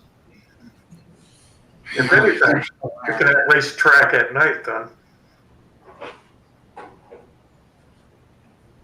We've got the moonlight. We'll have the moonlight. Well, Yes. I'll say this. If this evil monster is hunting those of pure heart, then we would be the bait for this monster. Aye? And he looks around. I'm not sure. What do you consider to be pure hearts? Well, those who would put themselves in harm's way to defend the innocent, like us, would definitely be considered as pure of heart. Or maybe we should just go back to town and see if they have any more virgins. That's true. Yes, you would like can that, ask. wouldn't you? Or I could walk around as a bait. I don't mind. Although I'm not a virgin. Yeah. There was that one girl in Canada. You're to tell me that, Kvot, you're not a virgin? What? Well, you know, I turn red and then start to walk away. You know, normally women don't like being asked those kinds of questions. Lydia? He looks at her. Define sex. And then Lydia will walk away as well. The old man scratches his head. It's like, things have certainly changed quite a bit. And then follows her. Do y'all want to continue the tracking along the stream, or do you want to do what Devon said and maybe try to find your way back to the wolf tracks? How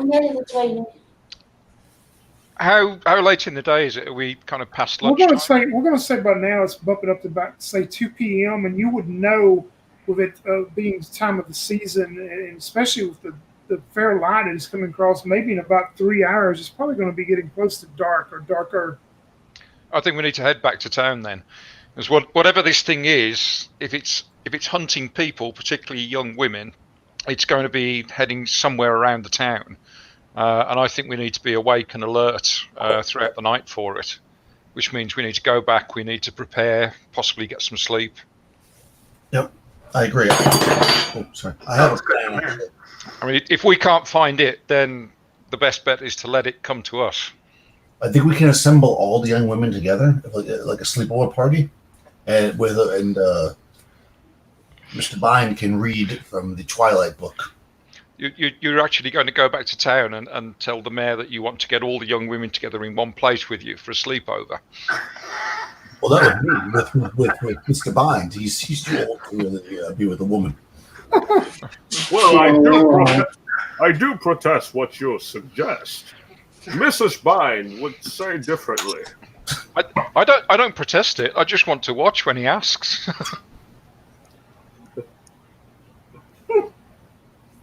Well, shall we return to town then? I think we ought, and maybe spend a little time sharpening stakes, and I'll clean my rifle and so on. And then we need to be alert throughout the night. Yep. On the way back, James pulls out some dried beef jerky and then starts chewing on them as he walks. You make your way back to probably the area of where you were tracking the wolf tracks, and trying to backtrack to head back to town. But at that point, you hear the most god-awful human scream you've ever heard coming from a little bit further into the woods. And you would think it's fairly close, but you just hear the of somebody in terrible pain and agony. Alas, let's go. Let us No. hope that's not Gaston. It sounds like Gaston found it. So we will. Yeah, I think we're right about that. You move that direction, and you see still some of the wolf tracks, but you're going a little bit off course from where they were. But you move towards that area, and you come up on the snow, and you see the red, the blood, the gore in the snow, and you see a large body that is lying in the snow face down.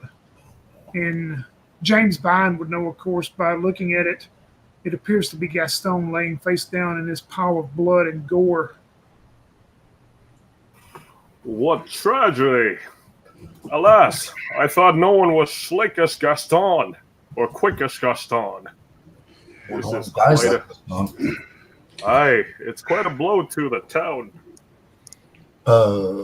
Lydia will pull up a cross, and she'll make a cross over her body real quick, and then give the cross a like a kiss, and go, curse my lips for suggesting such a thing would happen. I'm gonna go check to make sure he actually is dead. Not just laying.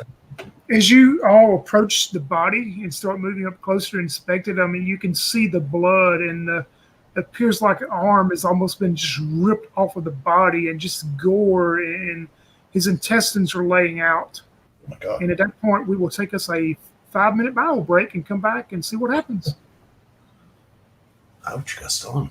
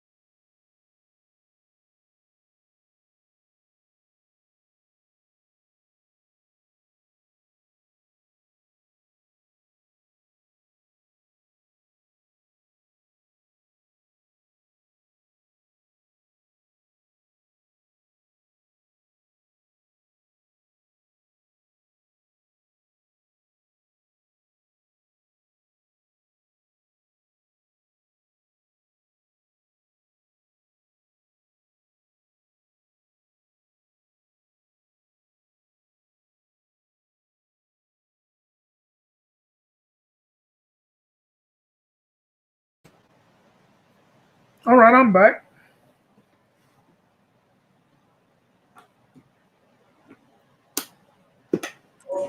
Hi, back. I'm not Gaston, I know that.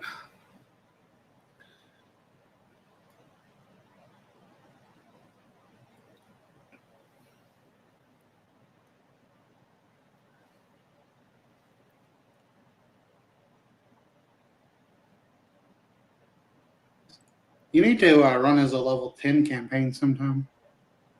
Level 10 Gothic game? Yeah. Oh, well, let's look. What all do you get at that? I bet it's like a...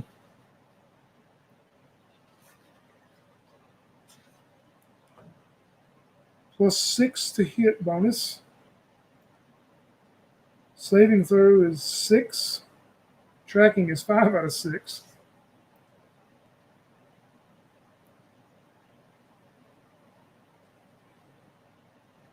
Yeah, I would have to find a monster to fit that. We would have to all be like Sir James, like old and super experienced and just like the best in the business because we survived for so long. Well, I was going to say, if Sir James, if he survives tonight, I guess he could come back for that one.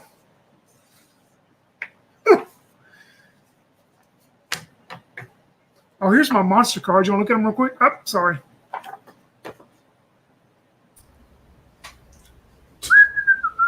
Whoa. Monster cards. Yep, monster cards. All right, let me just go to the live feed and rewind it. And... Pause it. Screenshot. It says, I'll just say it says Red Dragon, hit dice 24, armor class 35, save 2, damage 66. Luckily, I have a +48 arrow of dragon. I only have that one magic item, but it's pretty useful.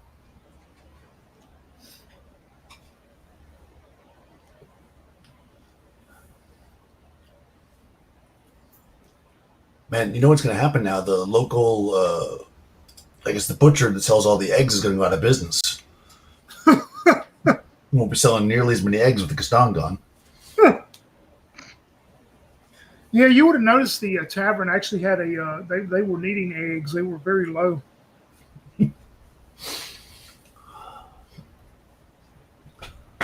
Let's see, I know Mike, Daniel, and Crystal's back. What about Abram and Sir James? Yep, I'm here. All right. I saw this video one time about how like Gaston actually created like an economic havoc because he bought so many eggs. Huh. It was like a dumb video, but it was like really well done. I mean, there's a lot of eggs. I don't think Gaston's going to be doing too much of nothing anymore, at least not in Deepraven Hollow.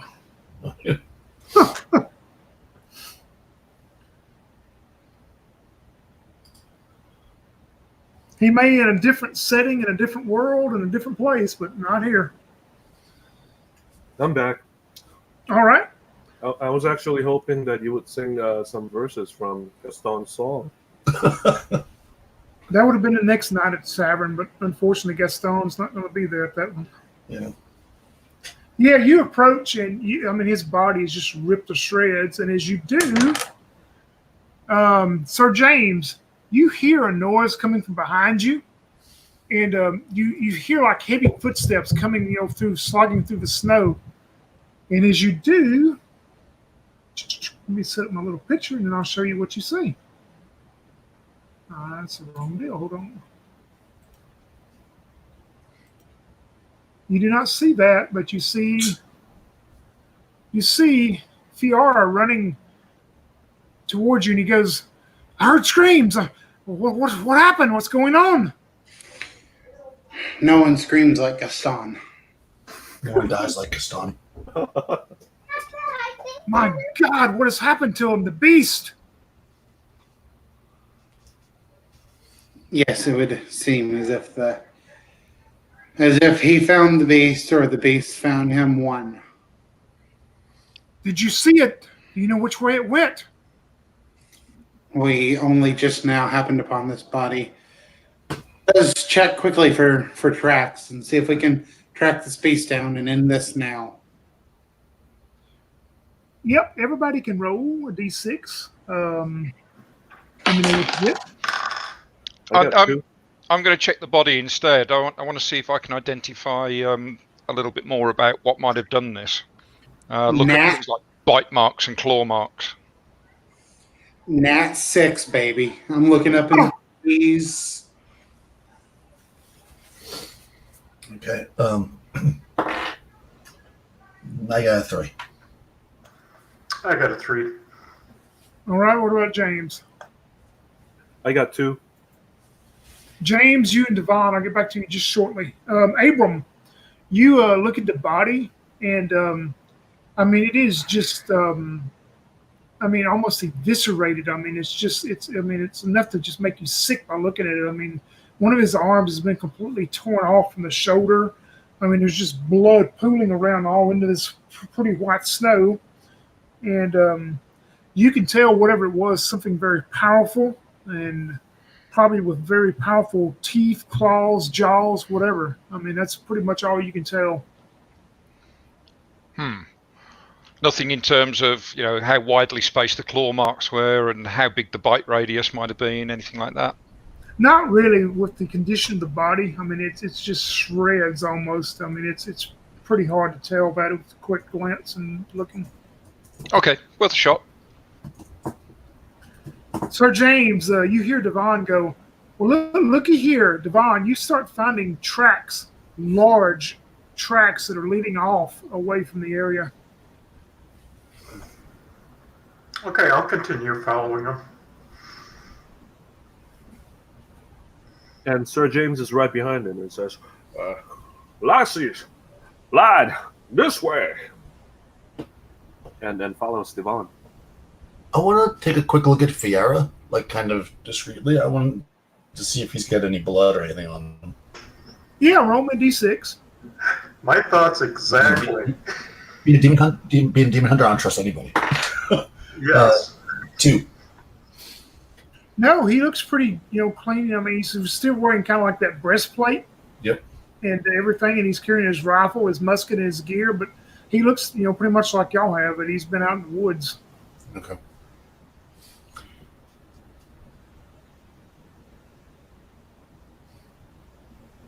Is everyone going to move the woods toward Devon, and Sir James appears to have found some kind of tracks? Yeah, I am. But is Fiora going? Because I kind of want to walk. Yeah.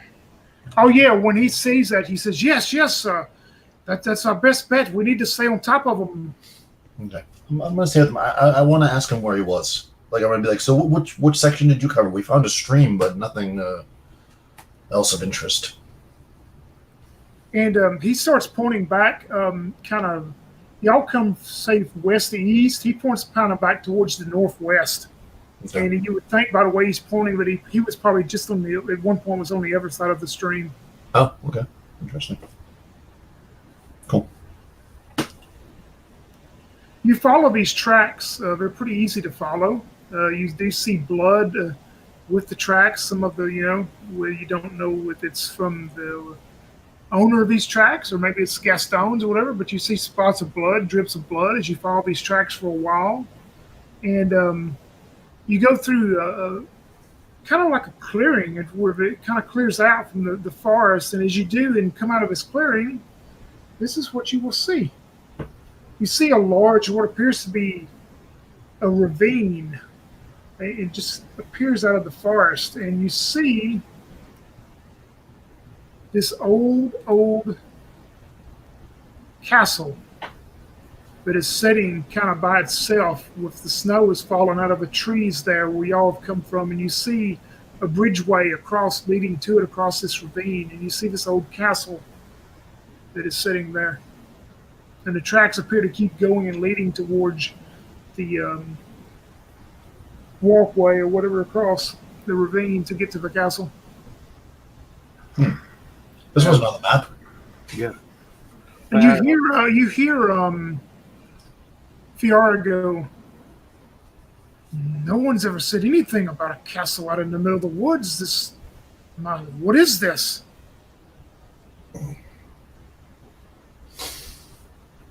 Yeah, James pulls out that map that he had and takes a look to find out just whereabouts this might be on the map. Yeah, if you take time, look at the map and try to judge kind of where you are based on where you've been in the stream. When you look in this area, it shows nothing and no indication of anything about any type of ruins or building or castle or anything of this magnitude. I say this is some sort of a strange sorcery. We may be walking into some illusory trap. No. You only live once, I guess, and I'll just walk forward. I'm gonna walk up to the bridge. Lydia will say, "Wait, I have a tool that was given to me by the guild.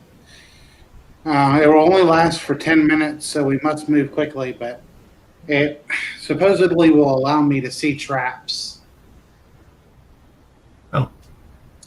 And she'll grab that amulet that was given to her.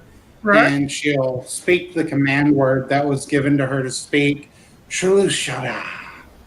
And like just kind of like this pulse just kind of comes out of it, and her eyes kind of go wide as she starts to see the world like more vividly than she's ever seen it before. Did she see any traps from? Yeah, as y'all all approach the walkway, and you can definitely tell the tracks are leading up to this bridge, this walkway across to this what appears to be a very large old ruins of a castle. No, you don't detect or see any traps at this point. Okay, then Lydia will lead the way quickly across the bridge.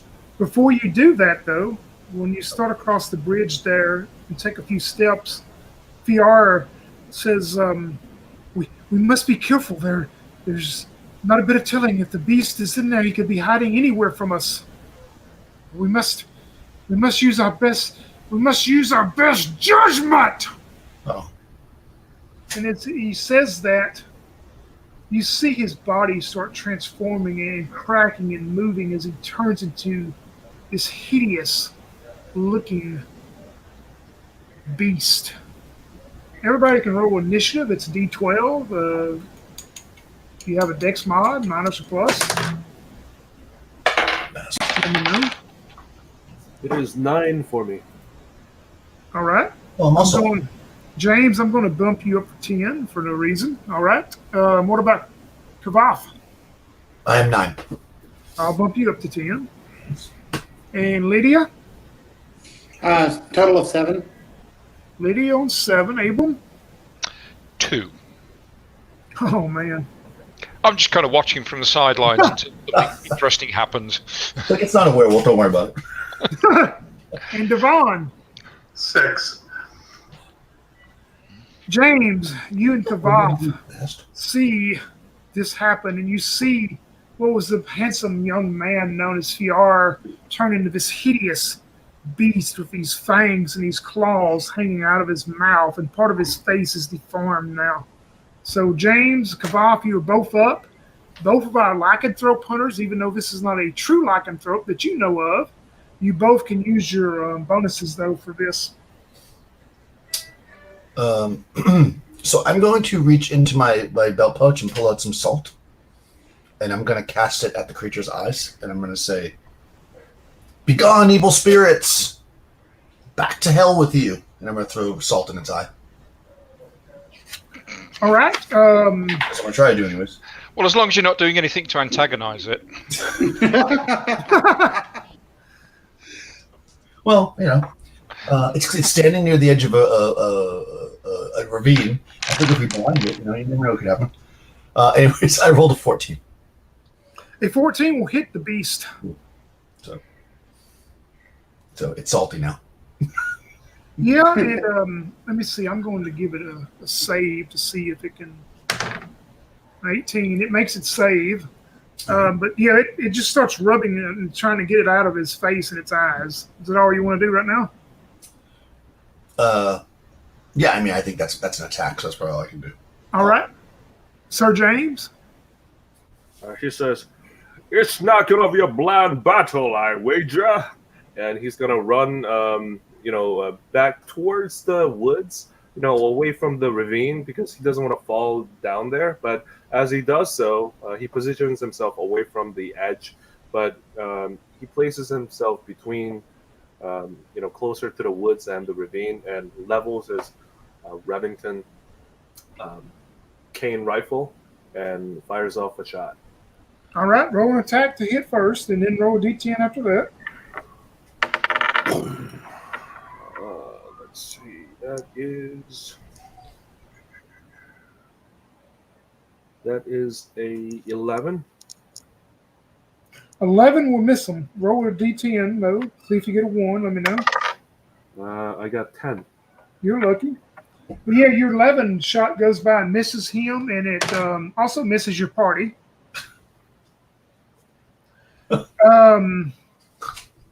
Fiara the Beast is up next because he had a 9, so that's why I bumped y'all up to a 10. He had a 9 also. Oh. You hear it almost in a human voice, part of it, and part of a beastly growling. I'm sorry. I have no control. It's what I must do. And he takes off running towards, Kavath. He takes off running towards you, and it appears he is going to try to grab and tackle you and take you over into the ravine. Make me a saving throw. Okay. 18. That should be good. This is a minus.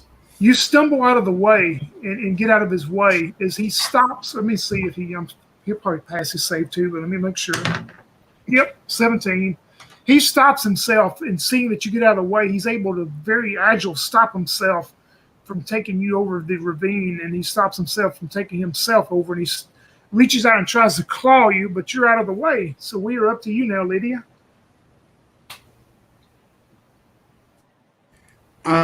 Lydia pulls her pistol, and seeing how he's so close to the edge, she's going to hope that if, she shoots him, that'll be enough to pop him off the edge as well. So she pulls her flintlock pistol. I rolled a 7 for the misfire. All right. I rolled a 19 to hit. 19 hits him. Yes. It only does 1 damage, so it grazes his arm, basically. All right. Roll me a d6, though, just for something. I hit a 6. All right, yeah. You graze his Really arm. bad. He kind of screams out a little bit as we go to you, Devon. Devon's going to throw the liquid of finding at him. All right. That is a 12, 13. You'll need I'll put it in chat too, but y'all will need a 14 to hit him. His AC is 14. So you miss it just barely, and it crashes and tumbles over across the edge into the ravine. So sad. What about Abraham?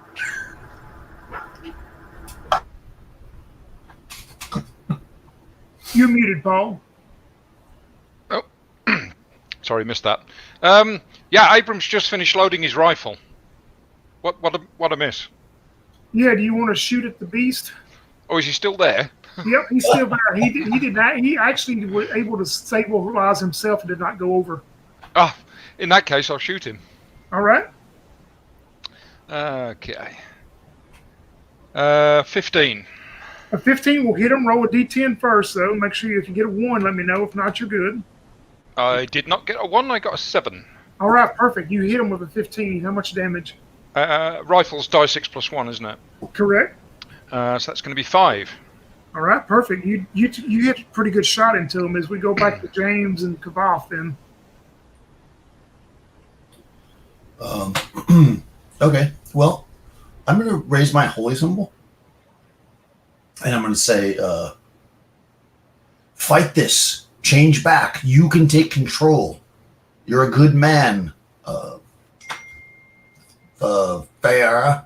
And I'm gonna hold my holy symbol up and try to I don't know, get him to change back. Roll me a d20. Yeah. 12. You see him look at you in these bestial eyes and this just awful visage of what he's turned into, and you hear the human voice for just a moment go, "It will take more. I'm not in charge of this. It's not my fault." And he appears to be trying to fight this. Seeing that, Sir James quickly pulls out the vial of holy water that he always carries around, and he sprinkles it on the creature, and says, what was it? Are you going to run back up to get close to him? Because remember, you'd run away before. Were you going to run back up to him? Oh, actually, no, he's not. He's a coward. He's gonna yell to his other party members, "Away from the ledge! He's gonna drag you down into the ravine. Fight over here!" And then he directs everybody to pull back. And that's gonna be his action. I mean, while he's saying that, he's reloading his rifle. All right. Roll me a d6, Sir James, as it is up to the beast, and I got 1. you are surprised as coming charging out of the forest is this huge winter wolf. It's charging straight towards you. As soon as you turn, it leaps onto you and will hit you. And it just takes you down to the ground. I mean, it's this huge wolf. You'll take only 1 point of damage, though, as it bites into you, and you're prone on the ground. The beast is going to... Let me just see randomly what he's going to do. He's going to take off running towards you, Lydia. As he does, he lurches out with you first with these claws, these huge claws, and tries to claw into you. They will miss, though. The next thing he tries to do is reach out, and you see what you would think almost tears that are kind of streaming down his face. But he reaches out and then tries to bite into you, Lydia. And that will hit with 13 exactly. You'll take 2 points of damage. And make me a saving throw. Okay. I fell. All right. Just note that for now. I'm making me a note, but nothing else happens for right now. Right. But you'll take the damage, and we are up to you, Lydia.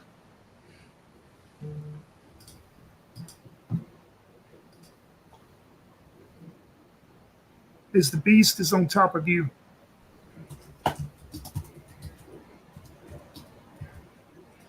Are you there, Crystal? Oh, I'm sorry. It's up to me. Okay. Olivia still has her backpack on her back. She's just gonna quickly sling it around and basically try to slam it into the base.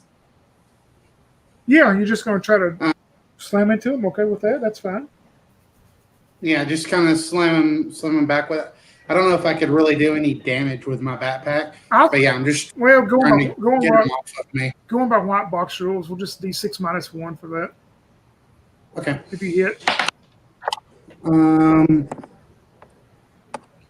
Nat 20. So yes, I did. Yeah, roll some damage in.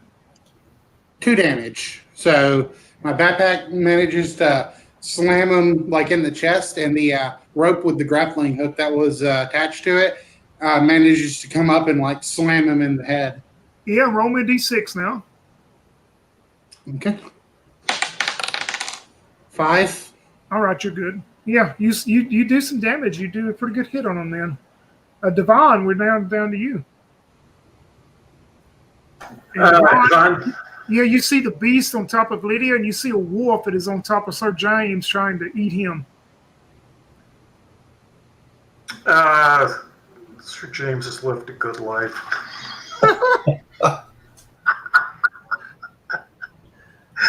I'm going to try burying a knife into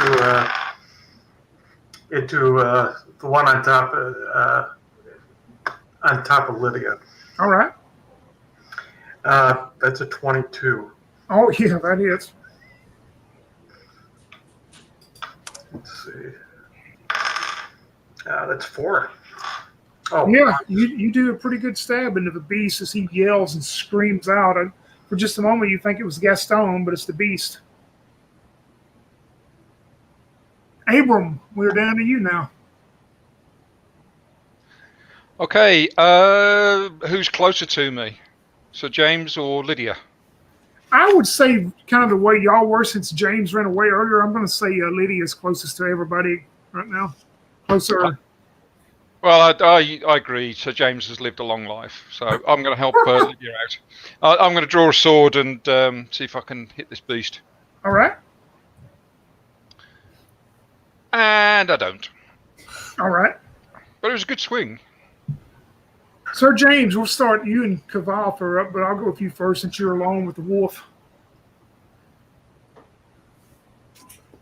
Yeah, Sir James, he was attacked while holding his rifle, so he doesn't really have time to react and pull out his sword or anything. So using his cane rifle as a club, he tries to catch it, on the jaw of the beast with that cane. All right. The ground, and he swings with his left hand.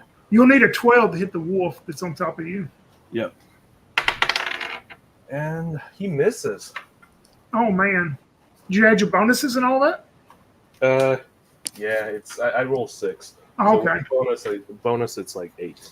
Yeah, the wolf has got you all frazzled for sure then. Kavaf, what are you going to do?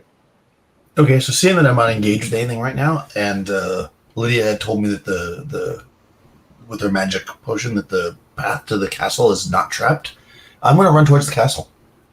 Because the beast said it's not him in control, so I'm thinking there might be something in the castle. So I'm gonna run towards the castle to get inside and see if I can investigate it. Yeah, once you run across the bridge, I'll say you're maybe the next round you'll be able to get to actually the doorway, but you can see the large open huge doors that are closed that appear to be the main entrance into it as you're running towards it. Okay.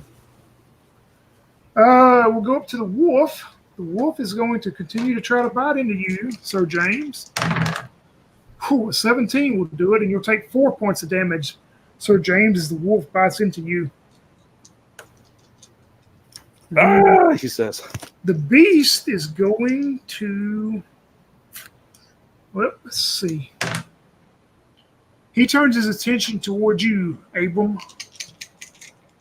and reaches out first and tries to claw you. And he'll miss with the claws. Excellent. And then he's going to try to bite into you. A nat 20. He's going to bite into you for 3 points of damage and make me a saving throw.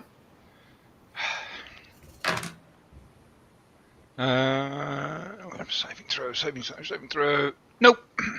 A fail. Yep. Nothing happens right now, but make a note. Something will later. You just take the damage for now. And we're up to you, Lydia, as the beast has just bit into Abram. Lydia will pull her rapier and from her side, unsheath it, and attempt to cut into the beast. I hit another nat 20. Perfect. Points of damage. So How yeah, many? slice right across his back. 5 points. 5 points. You hear it yell out. A yell that is just, it just probably permeates the whole forested area. It's a horrible scream as wherever you have struck has damaged this thing tremendously now. You see the blood pouring out of it, and you see the agony in its face. Devon. She's going to bury her knife into the beast again. All right. That is an 11. She's not. Nope, she's not going to make it. She tried. Abram, you just been bit by the beast, and he's on top of you.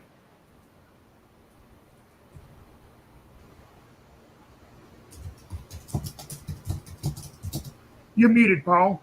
Oh, sorry. Oh, I guess no choice really but to fight back. So, yeah, I've still got the sword, hopefully. I'll see if I can stick it. Hey! I did a Lydia. Nat 20. All right, perfect. And sword is die 6 -1 for a short sword. 5. You tell me what you do to finish off the beast. You can finish them off. Any description you want to finish them off. Well, if the beast's on top of me, I'm going to sort of pull the sword in really close and jam it up straight through the bottom of its jaw and out through the top of its head. You see the last part of the human of Fiar as it transformed back to him for just a moment. He looks at you and he goes, "I'm sorry." He stumbles and falls back into the ravine. Then you hear the howling wolf that is trying to eat Sir James up as we are back to you, Sir James. Sir James, when he fell down, attacked by the wolf, he had finished loading his rifle. And the previous round, he tried to smash it with a cane, but this time he has enough sense to position the business end of the rifle, and he tries to stick it into the wolf's mouth as he tries to. All right. And says, "Chew on this." And oh my god, I rolled 1, natural 1. Oh, no. You shot with the firearm? Yeah. Oh, No, man, no, roll me. it's a D21. So Yeah, but roll me a D10. Yep. And I'm gonna. But if you get a 1 or 2, I'm gonna bump it up since you rolled that 1. I got 3. Ooh, close. Yeah, you somehow missed this beast, this wolf, or whatever's on top of you. Kavath, you are running towards the castle door still? Yeah, because I don't know what's going on back there. I just hear gunshots and sword fights. Yep, you get up to the door, and it's appears the doors. I mean, part of it is ruins, old ruins. I mean, part of the castle seems to be in pretty good shape itself, but part of it's kind of cracked in ruins as you get closer to grasp the whole scope of it. And the doors themselves seem to be pretty secure. They're both closed. Oh, really? Oh. Was there like a keyhole? There's like these large rings on there that you would, instead of having handles, you would look like you would appear in to reach to pull them, and it would probably the door comes outward. Oh, okay, yeah. So that's what I'll do. I'll grab the thing and yank on the door and try to pull it. Yeah, and they start slowly opening up. And we will get back, I guess, to what you see in just a moment. Yep. The wolf is on top of you, James Bind. He is going to, let me see, since the beast is gone, he's going to fight on. The wolf is going to try to bite into you again, James. He thinks he's got you down pretty well.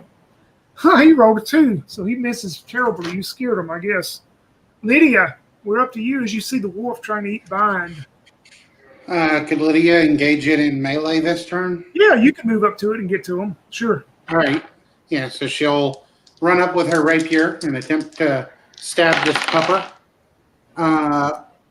Let's say 18 to hit. Oh, yeah, that hits him. For 3 points of damage. You hear it yelp out, and as it does, it takes off running away from both of y'all. If y'all want to try to attack it before it gets away out of your area, you can, but it appears to be running back into the woods now. Could I do another melee attack against it? Yeah, I'll give you one. I'm going to give you both of y'all a free shot if you want it. That time it was only a 9 to hit. Yep, you miss it. James, do you want to have a free shot at him before he leaves? No, I mean, he's just frazzled. He just gets up and says, that wolf almost ate me. Yep. Once the danger is kind of over, Lydia will look back towards Devin and Abram, who are closer to her backpack, and she drops her rapier, and she says, my pack, get the holy water, and she begins to take her armor off. Yeah, Devin will throw your pack towards you. Oh yeah, that's just throw my pack towards me. Okay, Since you know where it is in there. Full of holy water, smash. Yeah.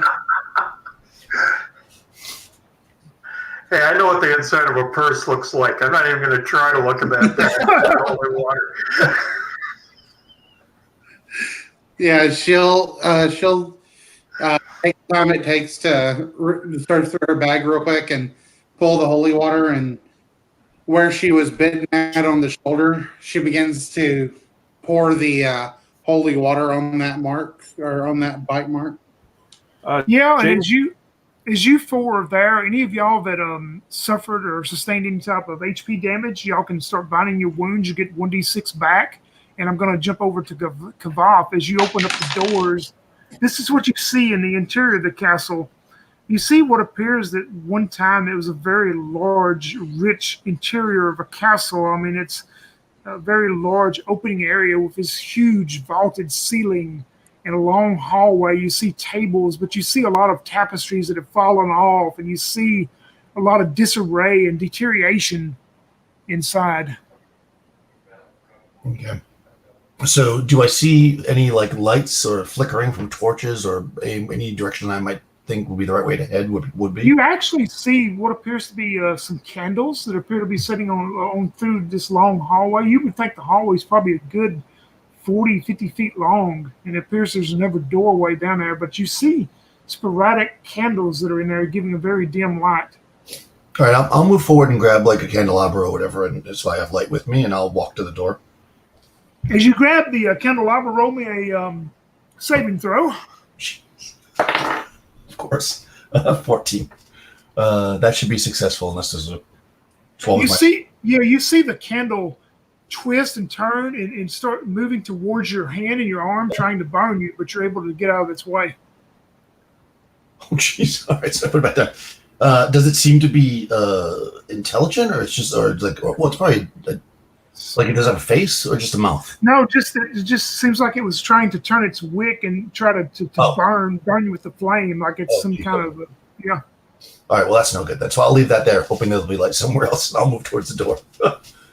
All right. The rest of you four, y'all start binding your wounds and healing up and doing what you're doing. But then you see Kavath is nowhere to be seen. But you do see the castle doors are standing open now. I would think you left them open, correct? Yeah, I left them open. Yeah. Did anyone see where Kavath went? Did she go in that castle? Wait, is Kavath a guy or a girl? girl. I'm a boy. Okay. Well, did he go in that castle? Yes, I saw him run that way. Oh, gosh, dock it. All right, Lydia finishes putting back her armor after she has poured holy water on that wound and bound it up a little bit. By judging by the injury, I mean, does he see any similarity to like vampire bites? To your injuries or to the other ones? The other ones. No, it's just, it's like this hideous, like you would have seen his teeth and stuff. I mean, they're just all jagged, and they're just jagged bites. And like when Abram tried to distinguish anything, there's just like these jagged flesh bites and stuff. There's nothing to indicate anything. It would be a vampire.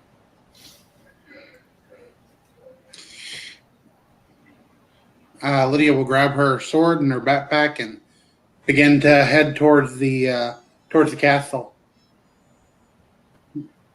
James is running after her. Yeah, I think we should all be making our way there. As y'all get closer to the castle, we'll jump back to Kavath for just a moment. Are you going to open the second set of doors, you say? Yeah, well, now that the flame tried to bite me, burn me, I will listen to the door first. But I am moving relatively fast because I think the combat's still going on. Yeah, you listen to the door. Roll me a d6. Okay. 6. Yeah, it sounds pretty quiet behind there. Okay, I open it up. You open it up, and it opens up into what appears maybe like a large dining room or something, you would think. There's a large table there. Like I say, part of it's in disarray. Disrepair. You see silverware and plates and stuff that are set up around the area, and you hear the tick, tick, tick, tick, tick of a large clock, a grandfather clock against the wall in this room. That's all you see or hear right now. Okay. Are there any stairs or any other way out of the room? Yeah, you see what appears to be another door, just one door, kind of in the far, not the corner where you come in, but adjacent across, going that way. So, I mean, you'd have to kind of go in the room and go around these large dining table to get to that exit door. Yeah, I'm gonna head that way. And just as a note, I'll leave everywhere I go. I'm leaving the doors open because I figure people are gonna follow me. So, yeah, As you do, a bunch of the knives and forks and stuff off the table start coming alive and flying, animating and flying towards you. And a bunch of them stick into you, Kavath. You'll take 2 points of damage. There's a bunch of them fly into you. But you are able, you want to continue to the door? Yeah, I'm not stopping because in my mind, I think the combat's still going on. I'm trying to save the beast. I didn't know these guys would just slaughter him. Yep, you go to that door and open it, and as soon as you open it and look inside there, it goes into what you would think would maybe be like a storage room, but you see stairs that are going down. Oh, down. Okay. All right. At this point, I'll stop for a second since the silver attacked me, and I'll listen just in general to see if I can still hear the fight going on outside. So I'll pause. Yeah, I'm just going to say, if you really listen at that, I mean, you're inside the interior of the castle. Let me see, I'm going to roll for it, I think. I hear any gunshots, basically. Yeah, it seems pretty quiet. I mean, you don't hear any gunshots going on, and you hear no screaming or yelling or anything. I mean, but, you're not 100% sure since you're on an interior of the house now. Okay. And at that point, we'll get to the point where y'all are coming into the front door there. The rest of the crew is.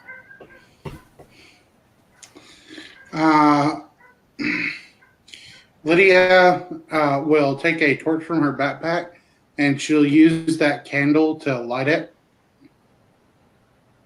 You going to grab one of the candles on the table? No. She's going to take a torch out of her backpack, and then she will. You said there was a candelabra right up front as we were entering. So she's just going to wave the torch over the flame and light the torch. Yeah, make me a saving throw, though.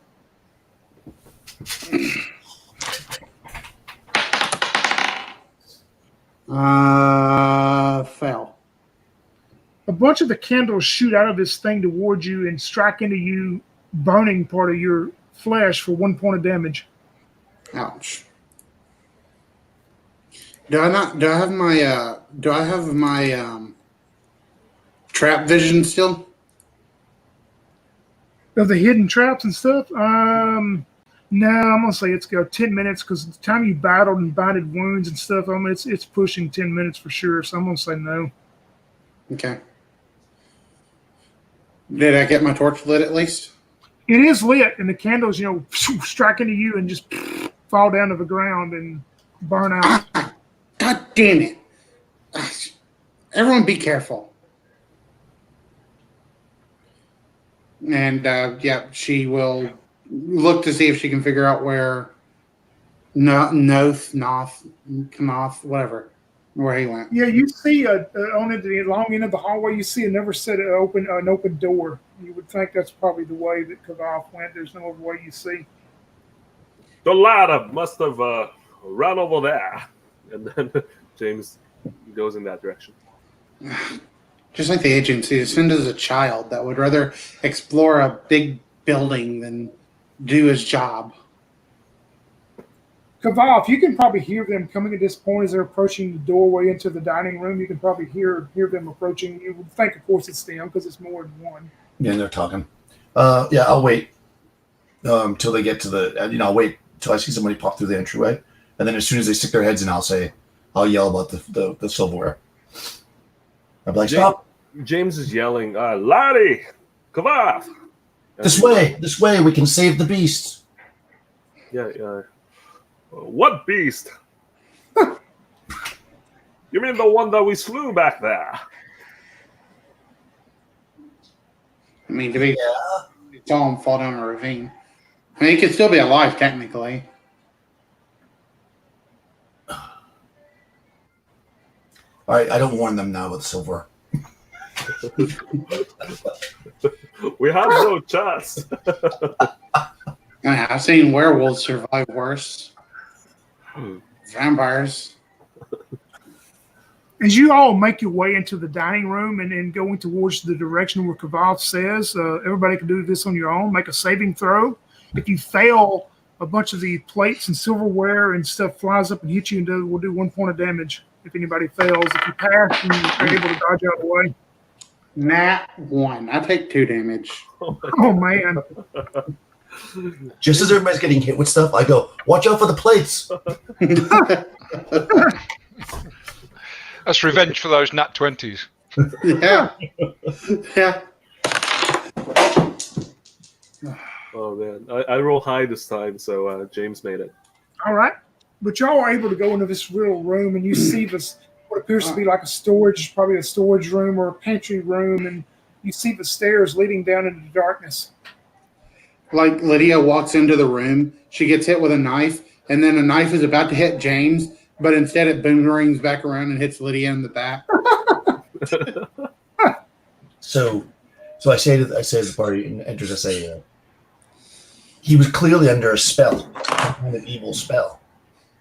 We had no choice. He was about to kill one of us.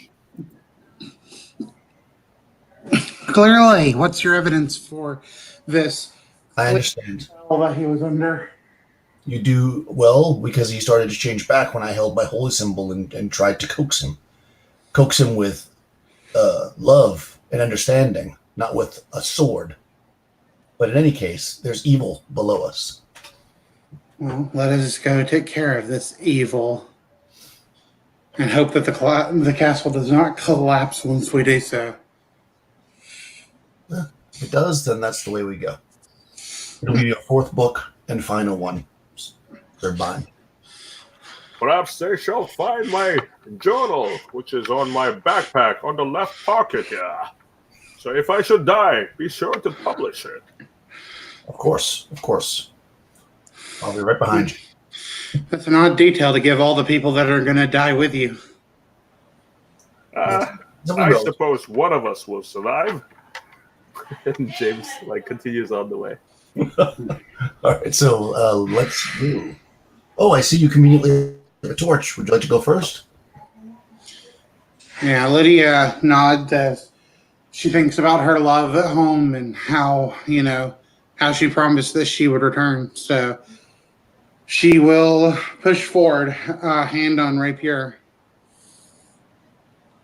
You proceed down, and it's very dark as you proceed down, but you go down the stairs, you would think maybe 20 feet or so, and you start coming out to a room, and you can see that there appears to be some lighting in this room, and by the flickering and stuff, probably some torches along the walls. And you hear a female voice go, that doesn't sound like the beast. That sounds like something else. Maybe someone's coming to rescue us. And as you do make yourself into the room, you're not going to see Gaston, but you're going to see this. You're going to see some cages. Gaston, you're alive.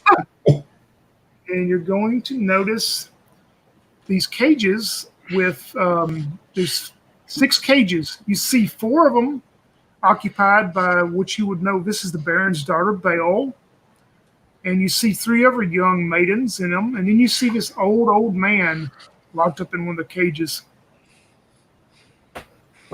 James Bind loads his gun. I'm going to pull forth my holy symbol and swing it like a pendulum in the air and try to do my demon tracking to see if this room has any demon spore. All right. 2. Yeah, you don't get any sense of any actual demonic activity. I mean, you get the uneasy feeling of the general feel of this whole castle, though, but you not anything exactly in the immediate area. No pentagrams or anything. All right, so I say, we've come to rescue you, young maidens. But while I'm saying it, I'm staring at the old man. The old man has that very neutral look on his face, as he pretty much does in the photos. He's looking down. You can tell he's wearing these old rags and things, and the beard has not been trimmed in probably years. And His hair is growing down, and you hear the female, the Baron's daughter, Belle, go, "Oh, thank goodness you've got to break these locks. You've got to get all of us out of here before the beast comes back. If the beast comes back, he'll kill every one of us. He's horrible." Tell us what's going on here. We all have our beasts that we must battle. Well, you dear, you must be a complete idiot. I mean, I don't have time to tell you anything. Get us out of here. I am the Baron's daughter. I walk past her to the old man.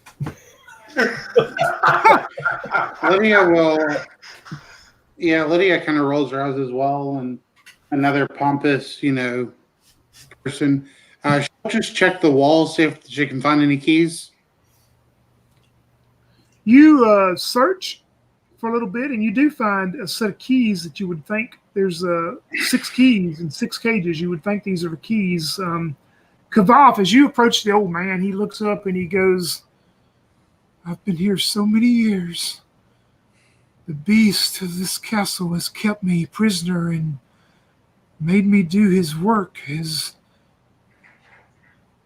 I don't even know what to say. I can't even say thank you, can I? But please, you must get us out of here, because if the beast comes back, he will ravage and kill every one of us." What is the work of the beast that you could do? I have to keep the castle tidy. I have to keep the castle things that I cannot speak of.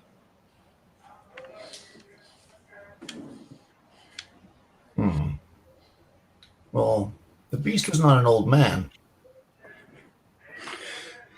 Lydia, you said that you saw an old man in the forest.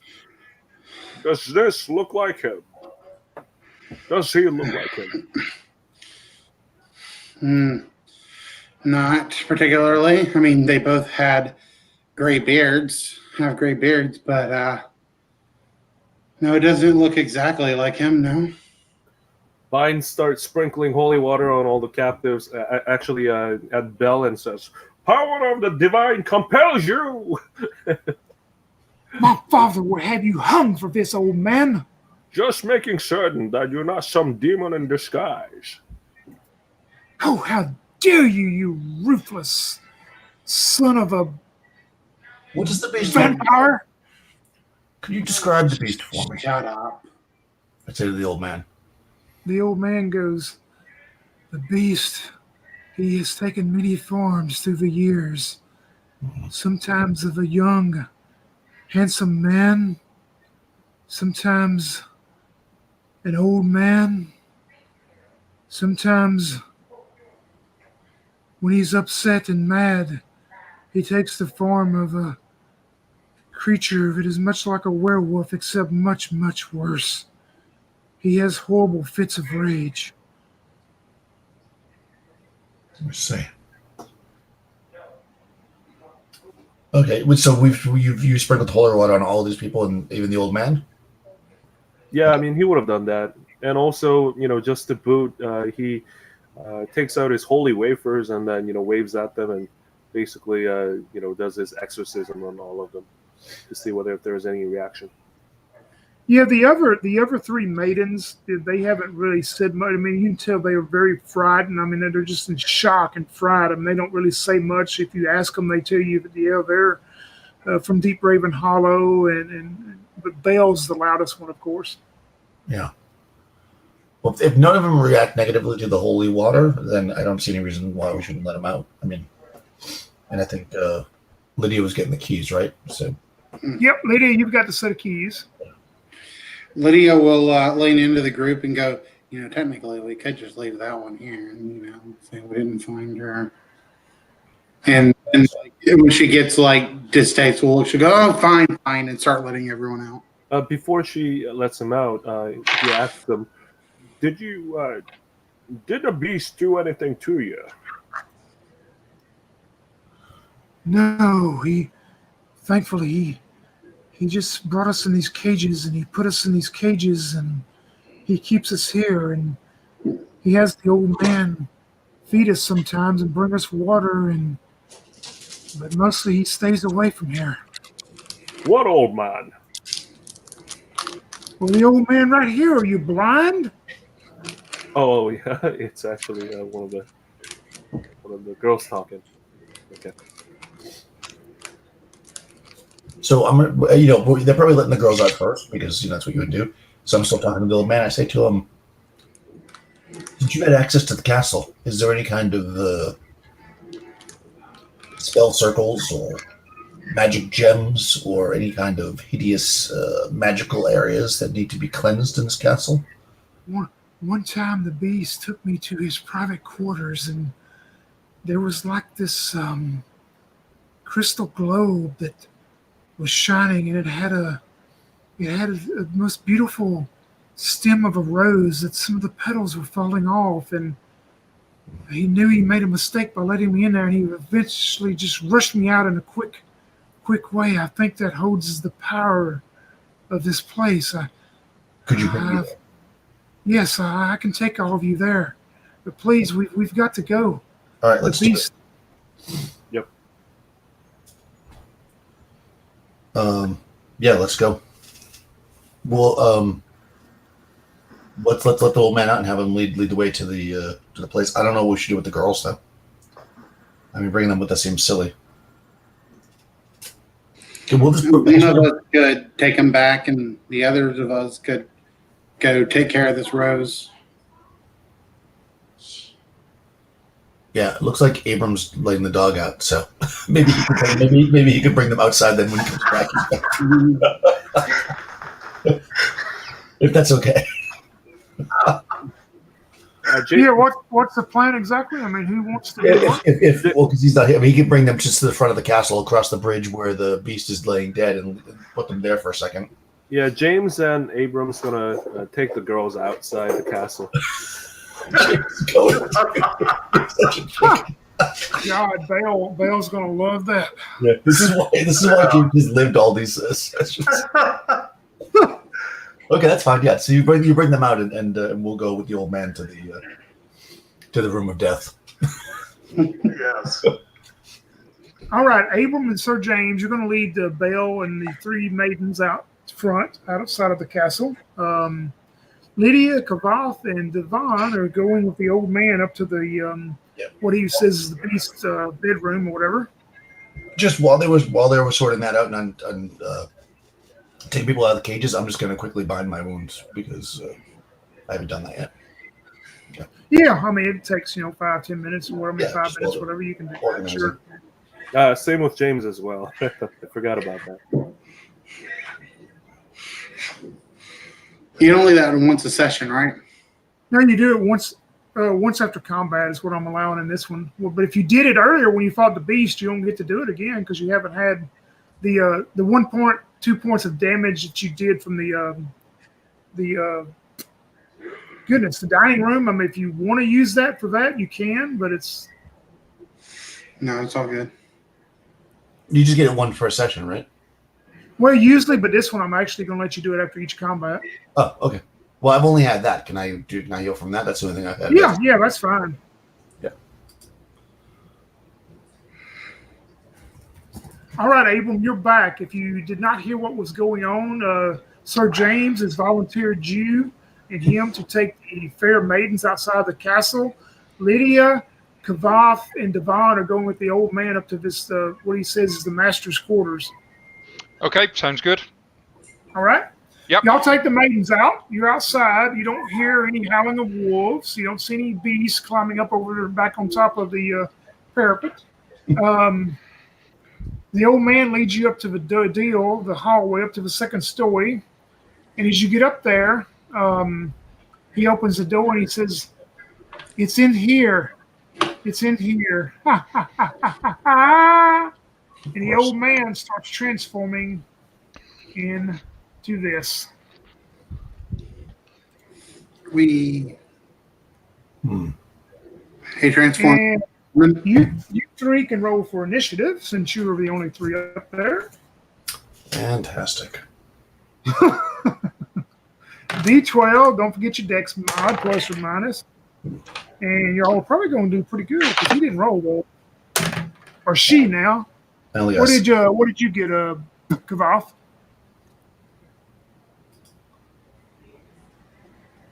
6. 6 for Kavath. Okay. What about Lydia? 9.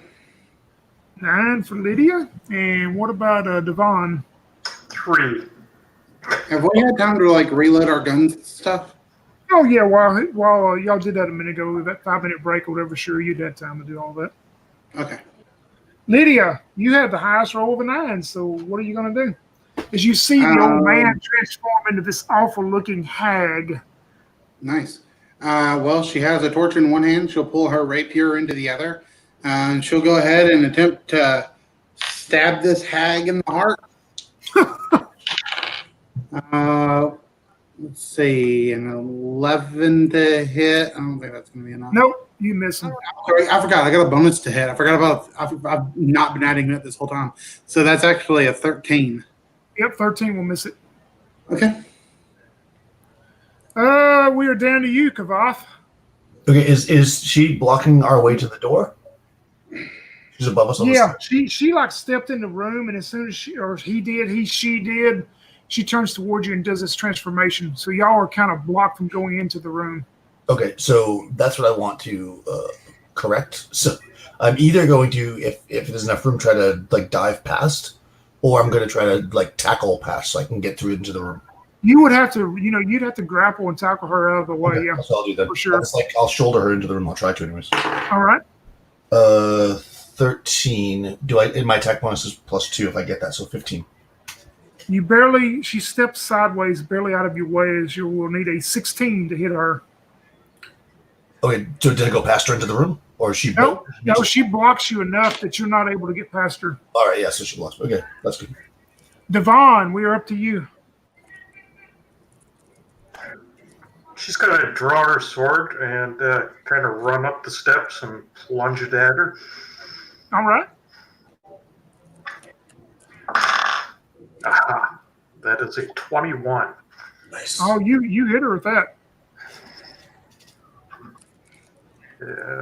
What's that? D8. That is 6 points. Nice. 6 points, perfect. You do some damage to her. Let me make me a note here. All right. She had a 2, so she's going to go last, thankfully for y'all. She does not like that, Devon, what you just did. And you see her, she's holding like this old wooden staff that is all decomposed and just, it's old wood. And she goes, look too healthy to me. And she just takes the staff and is going to try to strike into you with the staff. And 18 will do it. You will take 4 points of damage and make me a save.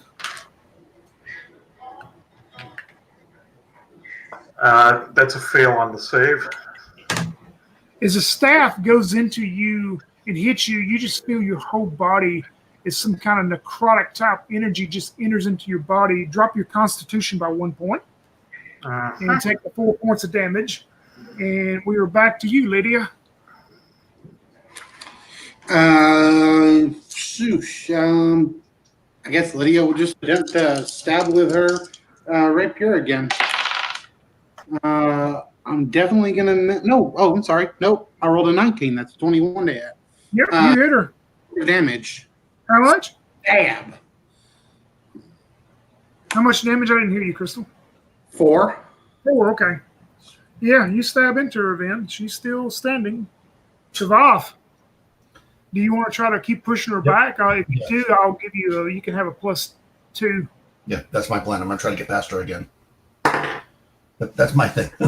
Okay, so that time it's 12 + 2 is 14. And then if with your additional plus, that makes it 16 exactly. Yeah, I want to say you're able to push her back then. Okay, I'm just trying to get past her. Yep, you're able to do that. And you enter to the room, and it looks like what would appear an old master bedroom. The canopy bed, the stuff is just rotten, deteriorated. The bed, you get to smell mold and mildew. And you see a small table on the other side of the room with this globe type deal. And you see a stem of a flower in there, but you notice all the petals have fallen off of it. It's not glowing anymore. Oh, okay. I'm gonna run towards it. When I get my next turn or whatever. Yeah, you can start moving towards it now. Devon, I guess we're up to you. I'm going to plunge into her again. With a rasping wheeze, she goes forward. Nope, that's a 6. Nope, you're not going to make it, man. She sees Devon and Lydia there. She ignores Kavath for now. She is going to, let's see what I want her to do. She looks towards you, Devon, and she says, "Your mind is that of an old man. You don't even know what you're doing here, do you? Make me a saving throw."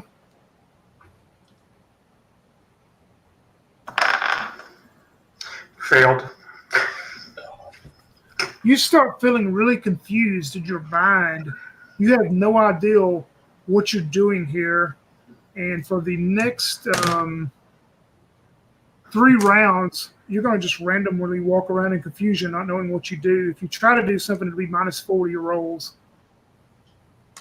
Good dog. Lydia, we're back to you.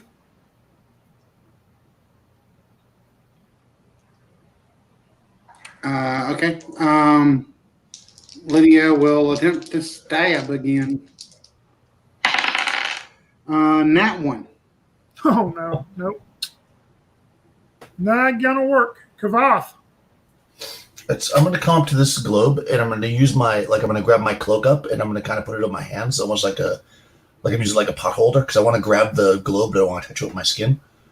And when I grab it, I don't know if I can do also one round, I'm going to run back and try to smack her in the back of the head with it. Yeah, you said you grabbed it with your cloak? Yeah, I'll grab it. I'll I'll put the cloak around my hands, and I'll hold it almost like so my skin doesn't actually touch it. I'm trying to. Yeah, as soon as you touch it with your cloak, though, you do feel like a little something, tingle or something, but the cloak definitely you would think would be a good barrier for it as you do that. You're going to run and try to smack her in the back of the head with it, okay? Yeah, I'm going to try to hit her with it. What better weapon than the... Yeah, if you do, we'll say D6 -1 damage. Okay. Can I do that this round or that's next round? Yeah, I'll say you can get back to her and do it, sure. I'll grab it and I sneak attack on the back of her head. Oh, 19 plus 2 is 21, so that should hit. Yep. D6 -1. Magic glue. 6 -1 is 5. You strike into her, and the globe, just kind of like you would drop a real one. It just kind of glass and shatters and explodes, but you do the damage to her. Nothing else happens. Okay. Yeah, because I'm going to give you all the help you can need since we split the party. Y'all may need it. Devon, we're up to you now as you're just walking around in confusion. Yeah, I just kind of shake my head a bit and trying to decide, which of the 2 women do I hit in front of me? I know I'm fighting something. She is going to turn her attention back on you, Kavath, as you bang her in the head, and she looks at you and reaches out with this staff. Ooh, an 18. Oh. She hits you with this staff. She'll take 1 point of damage and make me a save. Okay. 8. So yeah, even if it was a bonus, you'll lose 2 points of Constitution as the necrotic energy goes into your body. Okay, you lose at -8. Is it 8 or 60? You lose -1. I want to say it's 6, isn't it? Let me look. I think it's. Right here. I'm not sure. Let me make sure I've got it right here. Right now. Yep. If you get to 6 or below, it's -1. Okay, so now that I'll lose 4 hit points.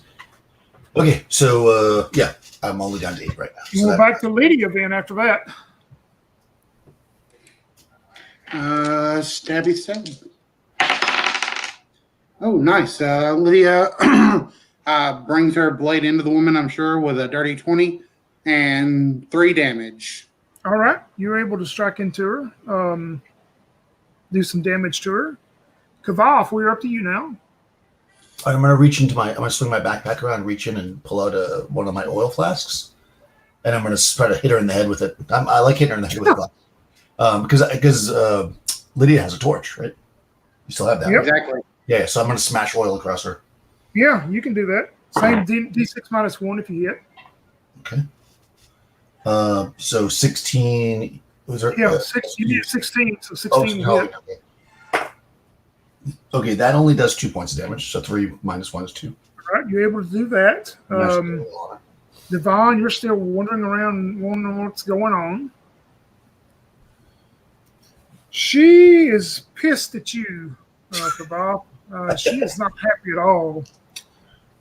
Wow, let me see here. I'm breaking all kinds of glass.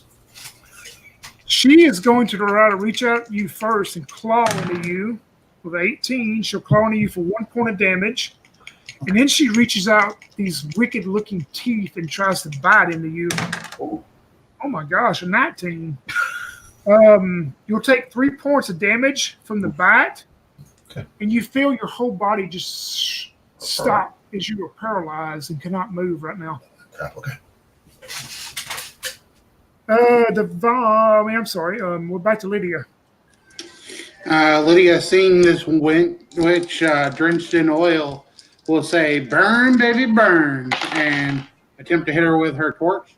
And with a 19 plus 2, that's a 21 to hit for 5 points of damage. Or I rolled 5 on the die. I don't know if it's a -1. Before you do that, since I'm the nice, benevolent, kind GM who is going to try to help you, you would have noticed Kavath seems to be frozen in place, standing right next to her.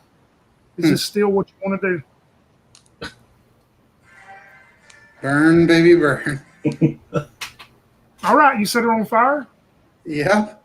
Kavath, you'll take 5 points of damage too, as y'all both are lit up because you're standing and paralyzed, frozen right next to her, and she'll take 5 points. All right. They both were on fire. Kavath, you're on fire. What are you going to do? I'm paralyzed too, right? So I can't do anything. You're paralyzed this round, so there's not much you can do. Devon, this is your last round, isn't it, of confusion? Yes, it is. All right. You're walking around confused, but you see flames now. I tell you what, our 2 guys outside, Abram, you and Sir James, make me a D6 roll.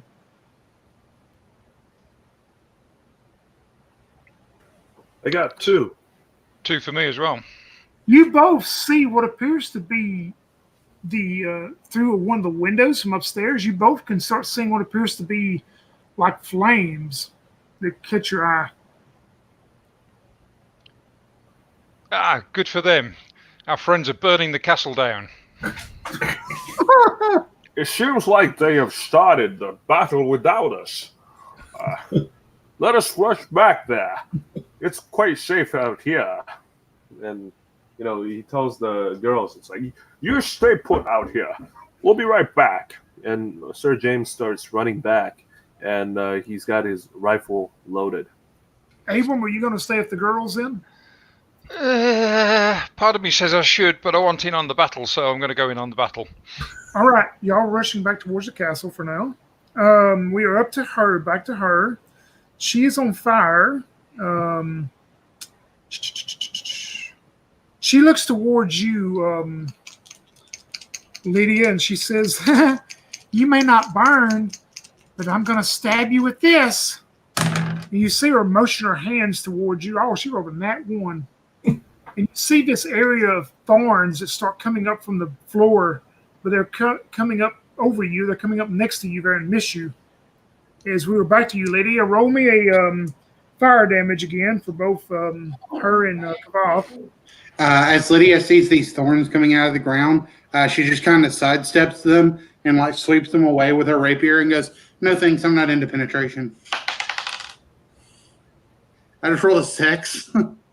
All right, 6 damage. This will be the last round. I'm going to say of fire damage. So yeah, Kavath, you take 6. She takes 6. I'm still barely up. All right. Okay, and Lydia will then shit. She'll drop her rapier and like bring her cloak out and start trying to like use her cloak to try and put out the flames on Kavath. All right. Yeah, you can do that. Speaking of that, Kavath, we're up to you. I'm paralyzed still, no? Nope, you were back. It was just one round. You were back out of the paralyzation. Oh, all right. Well, if I'm not paralyzed anymore, then you know, I jump I stop, drop, and roll. All right. Devon, you're back to your senses as you see all this going on, wondering what the hell just happened. Yes, flames everywhere. I'm going to grab my bow because there's still thorns coming up out of the stairwell, right? Yep, out of the room and stuff, correct? Yeah. She'll grab her bow and fire it as soon as possible. Yeah, you can shoot at the old hag. Okay, that's a 14. A 14 will miss. Ah! A 14 will miss Beauty. And we are up to her. She is going to... She looks towards you, Kavoth, and she says, "You will burn in eternal fire. I know what you hunt, but I am not one of them, but I'm going to send you to them." And she reaches out first and tries to claw into you. The claws will miss. Then she takes the staff and swings the staff around and she's going to try to hit you completely in the head. Ooh, and that 20. And you'll take 5 points of damage. That's it for me. I'm dead. What does that take you to? -2. -2, okay. You're down for right now. Okay. Lydia, we're back to you then. Okay.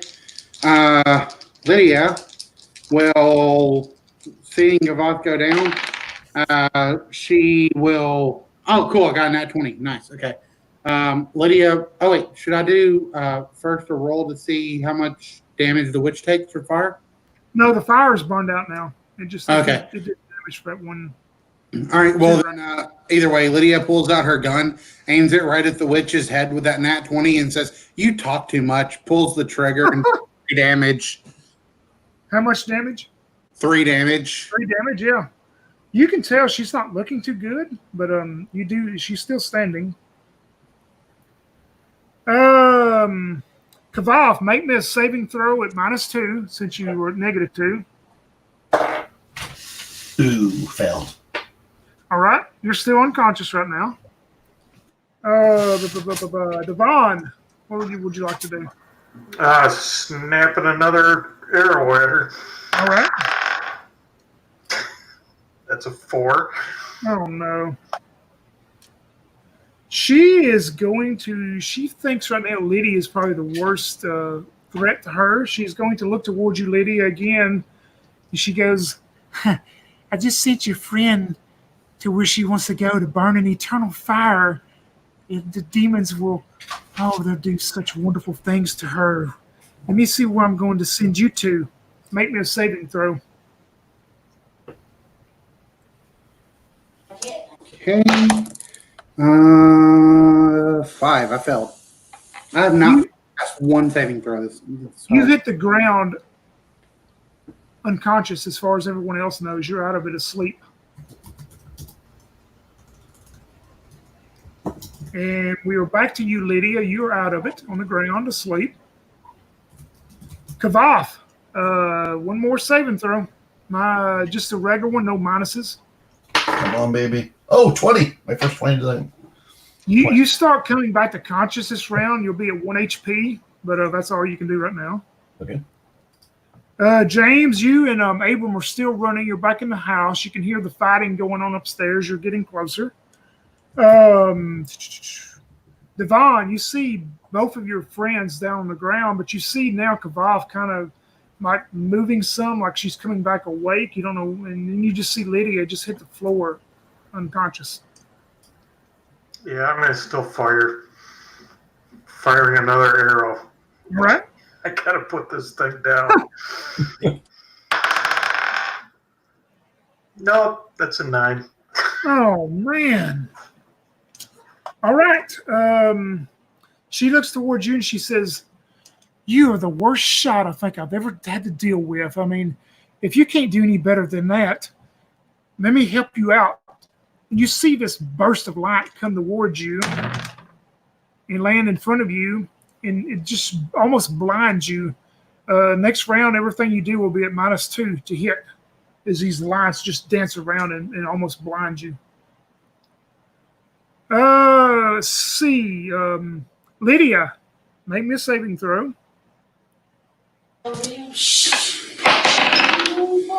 14. Finally passed. You start waking up this round. That's all you can do, but you start waking back up. Okay. Kavath, you're awake at 1 HP.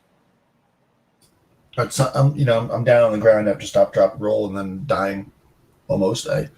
My eyes blink open, and I see the crispy witch standing at the stairs, shooting spells down at whoever's down there. I don't really know. And Lydia's body on the ground as well. And I reach under my cloak and draw my flintlock pistol, and I'm going to shoot her in the back. All right. Well, I'm going to try to anyways. This is where I need a good roll. 15 plus 3 because it's a ranged attack. So that's 18. So Yeah, you hit her. All right, D6 for the pistol, straight up. Oh, 6. Wow. All right, roll a D10. Make sure you get a misfire. That way before we get excited. 8. Okay, good. Oh, good. Yeah, you hear her yell out, unexpectedly, not knowing that you're back up, and she almost starts falling down to the ground, but she stands back up barely. Devon, what would you like to do? Shoot myself. That's what I'm going to do. Another arrow. There we go. That's a 16. All right, did you take away the extra -2, though? Yes. Okay, good. Your 16 will hit her, though. That's for 5. Nice. All right. James, you and Abram start running up the stairs as you see these dancing lights dancing around the face of Devon, and Devon lets his arrow fly out. Y'all see it fly out. Devon, tell me how you finish the beauty or the beast.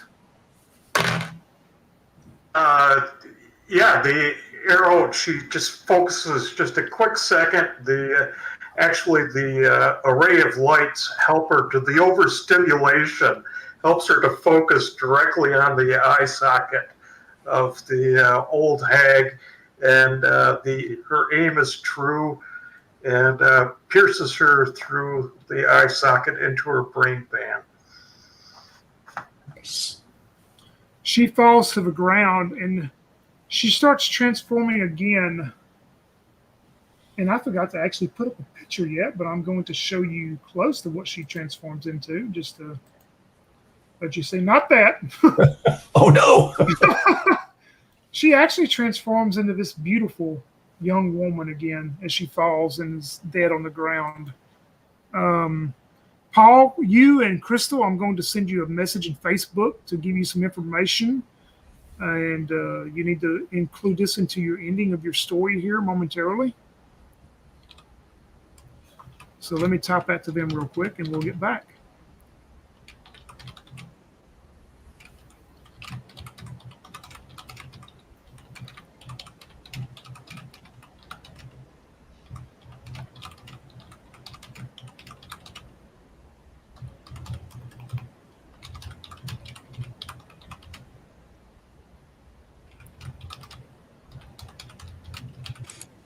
You die by evening the next day. All right, I just sent y'all a message. However you want to incorporate that into your ending stories, that's fine by me. That's the general gist of what you need to know, though. That is pretty much the end of the story. You're able to get the maidens back to town. Belle's not happy of Sir James' bind, and he is chastised tremendously, of course, by her father. But before I tell you the ending of my story, let's just start with Sir James. Sir James, how's the story going to end as you come back up and see the wonderful bow shot from Devon? You see him basically jotting down stuff on his journal once more, and he ends with the sentence, And I don't think they wanted us to be their guest. and that's how he ends it. Sir James lives for another adventure, maybe one day. Kavath, how is the story going to end? So when Kavad, fires off the gun and then pauses because the witch starts to go down, and he's like, "Oh, thank God!" But then she gets the strength back in her knees, and he thinks that's the end. But then he sees an arrow come through the back of her head, and the body collapses. So he crawls over to where Lydia is, and thinking she's dead, but of course she's just waking up. And seeing the witch dead, and seemingly none of his companions dead, he's quite happy. He still wishes that the beast could have been saved, but sometimes you got to shoot a witch. That's just the way it is. So he goes back, and continues his quest to rid the world of demons, hopefully in the most peaceable fashion. All right. Sounds perfect to me. Lydia. That's going on a t-shirt, that is. Sometimes you've got to shoot a witch. That's just the way it is. Lydia, how are you? Lydia, while she was passed out, she had what she thought was a terrible nightmare, where during the night, as she held her lover in her arms, she transformed into this terrible lycanthrope-like beast and ended up just ripping her lover apart. It was a horrible, horrible dream, she thought.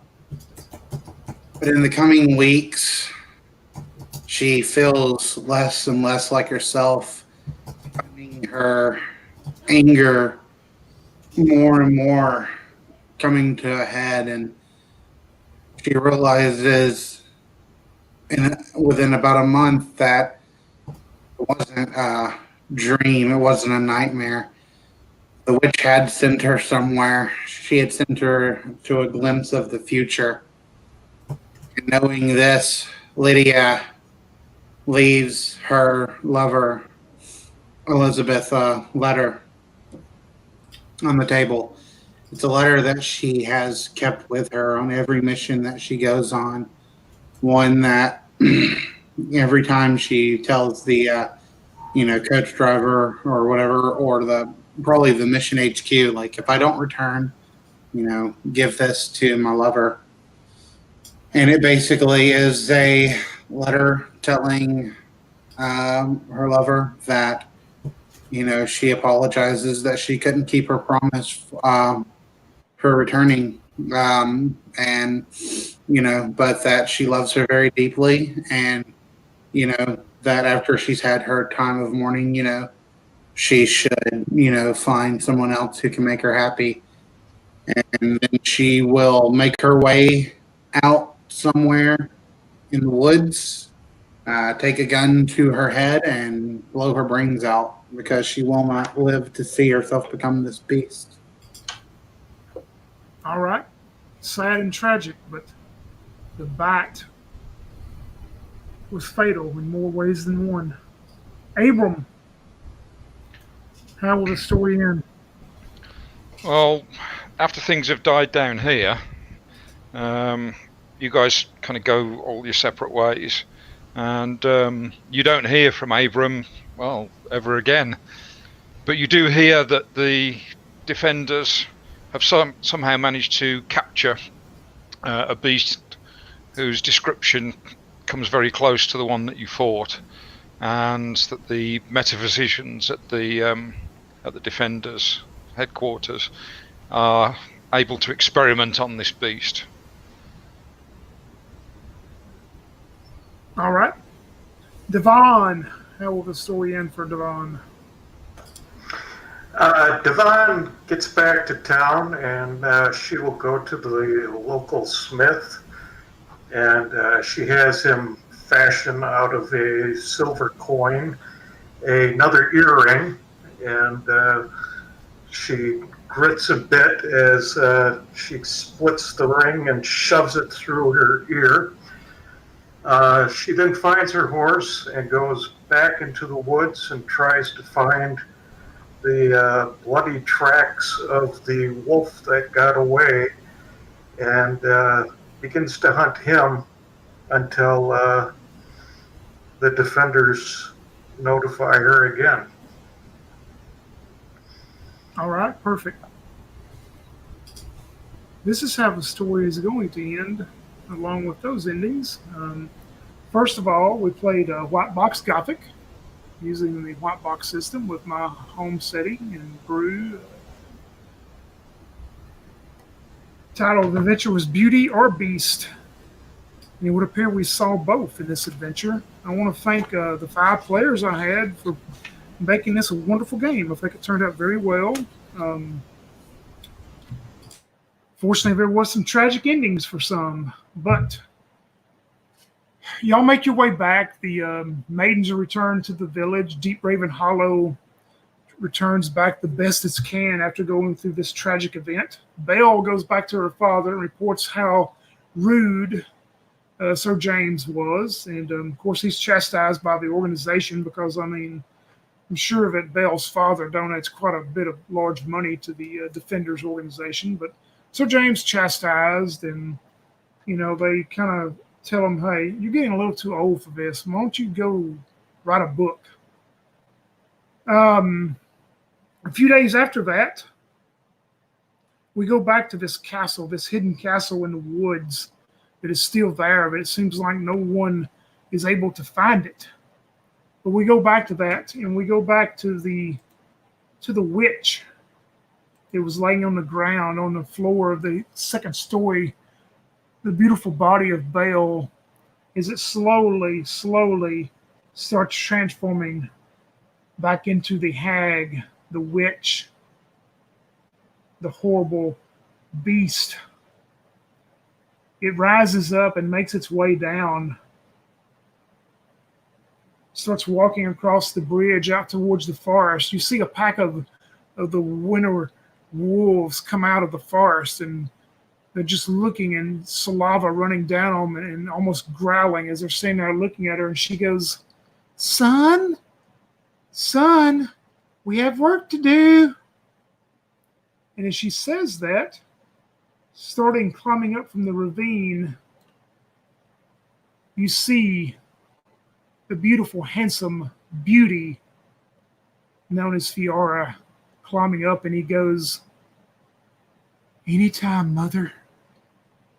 I don't know which one's best, being this or this.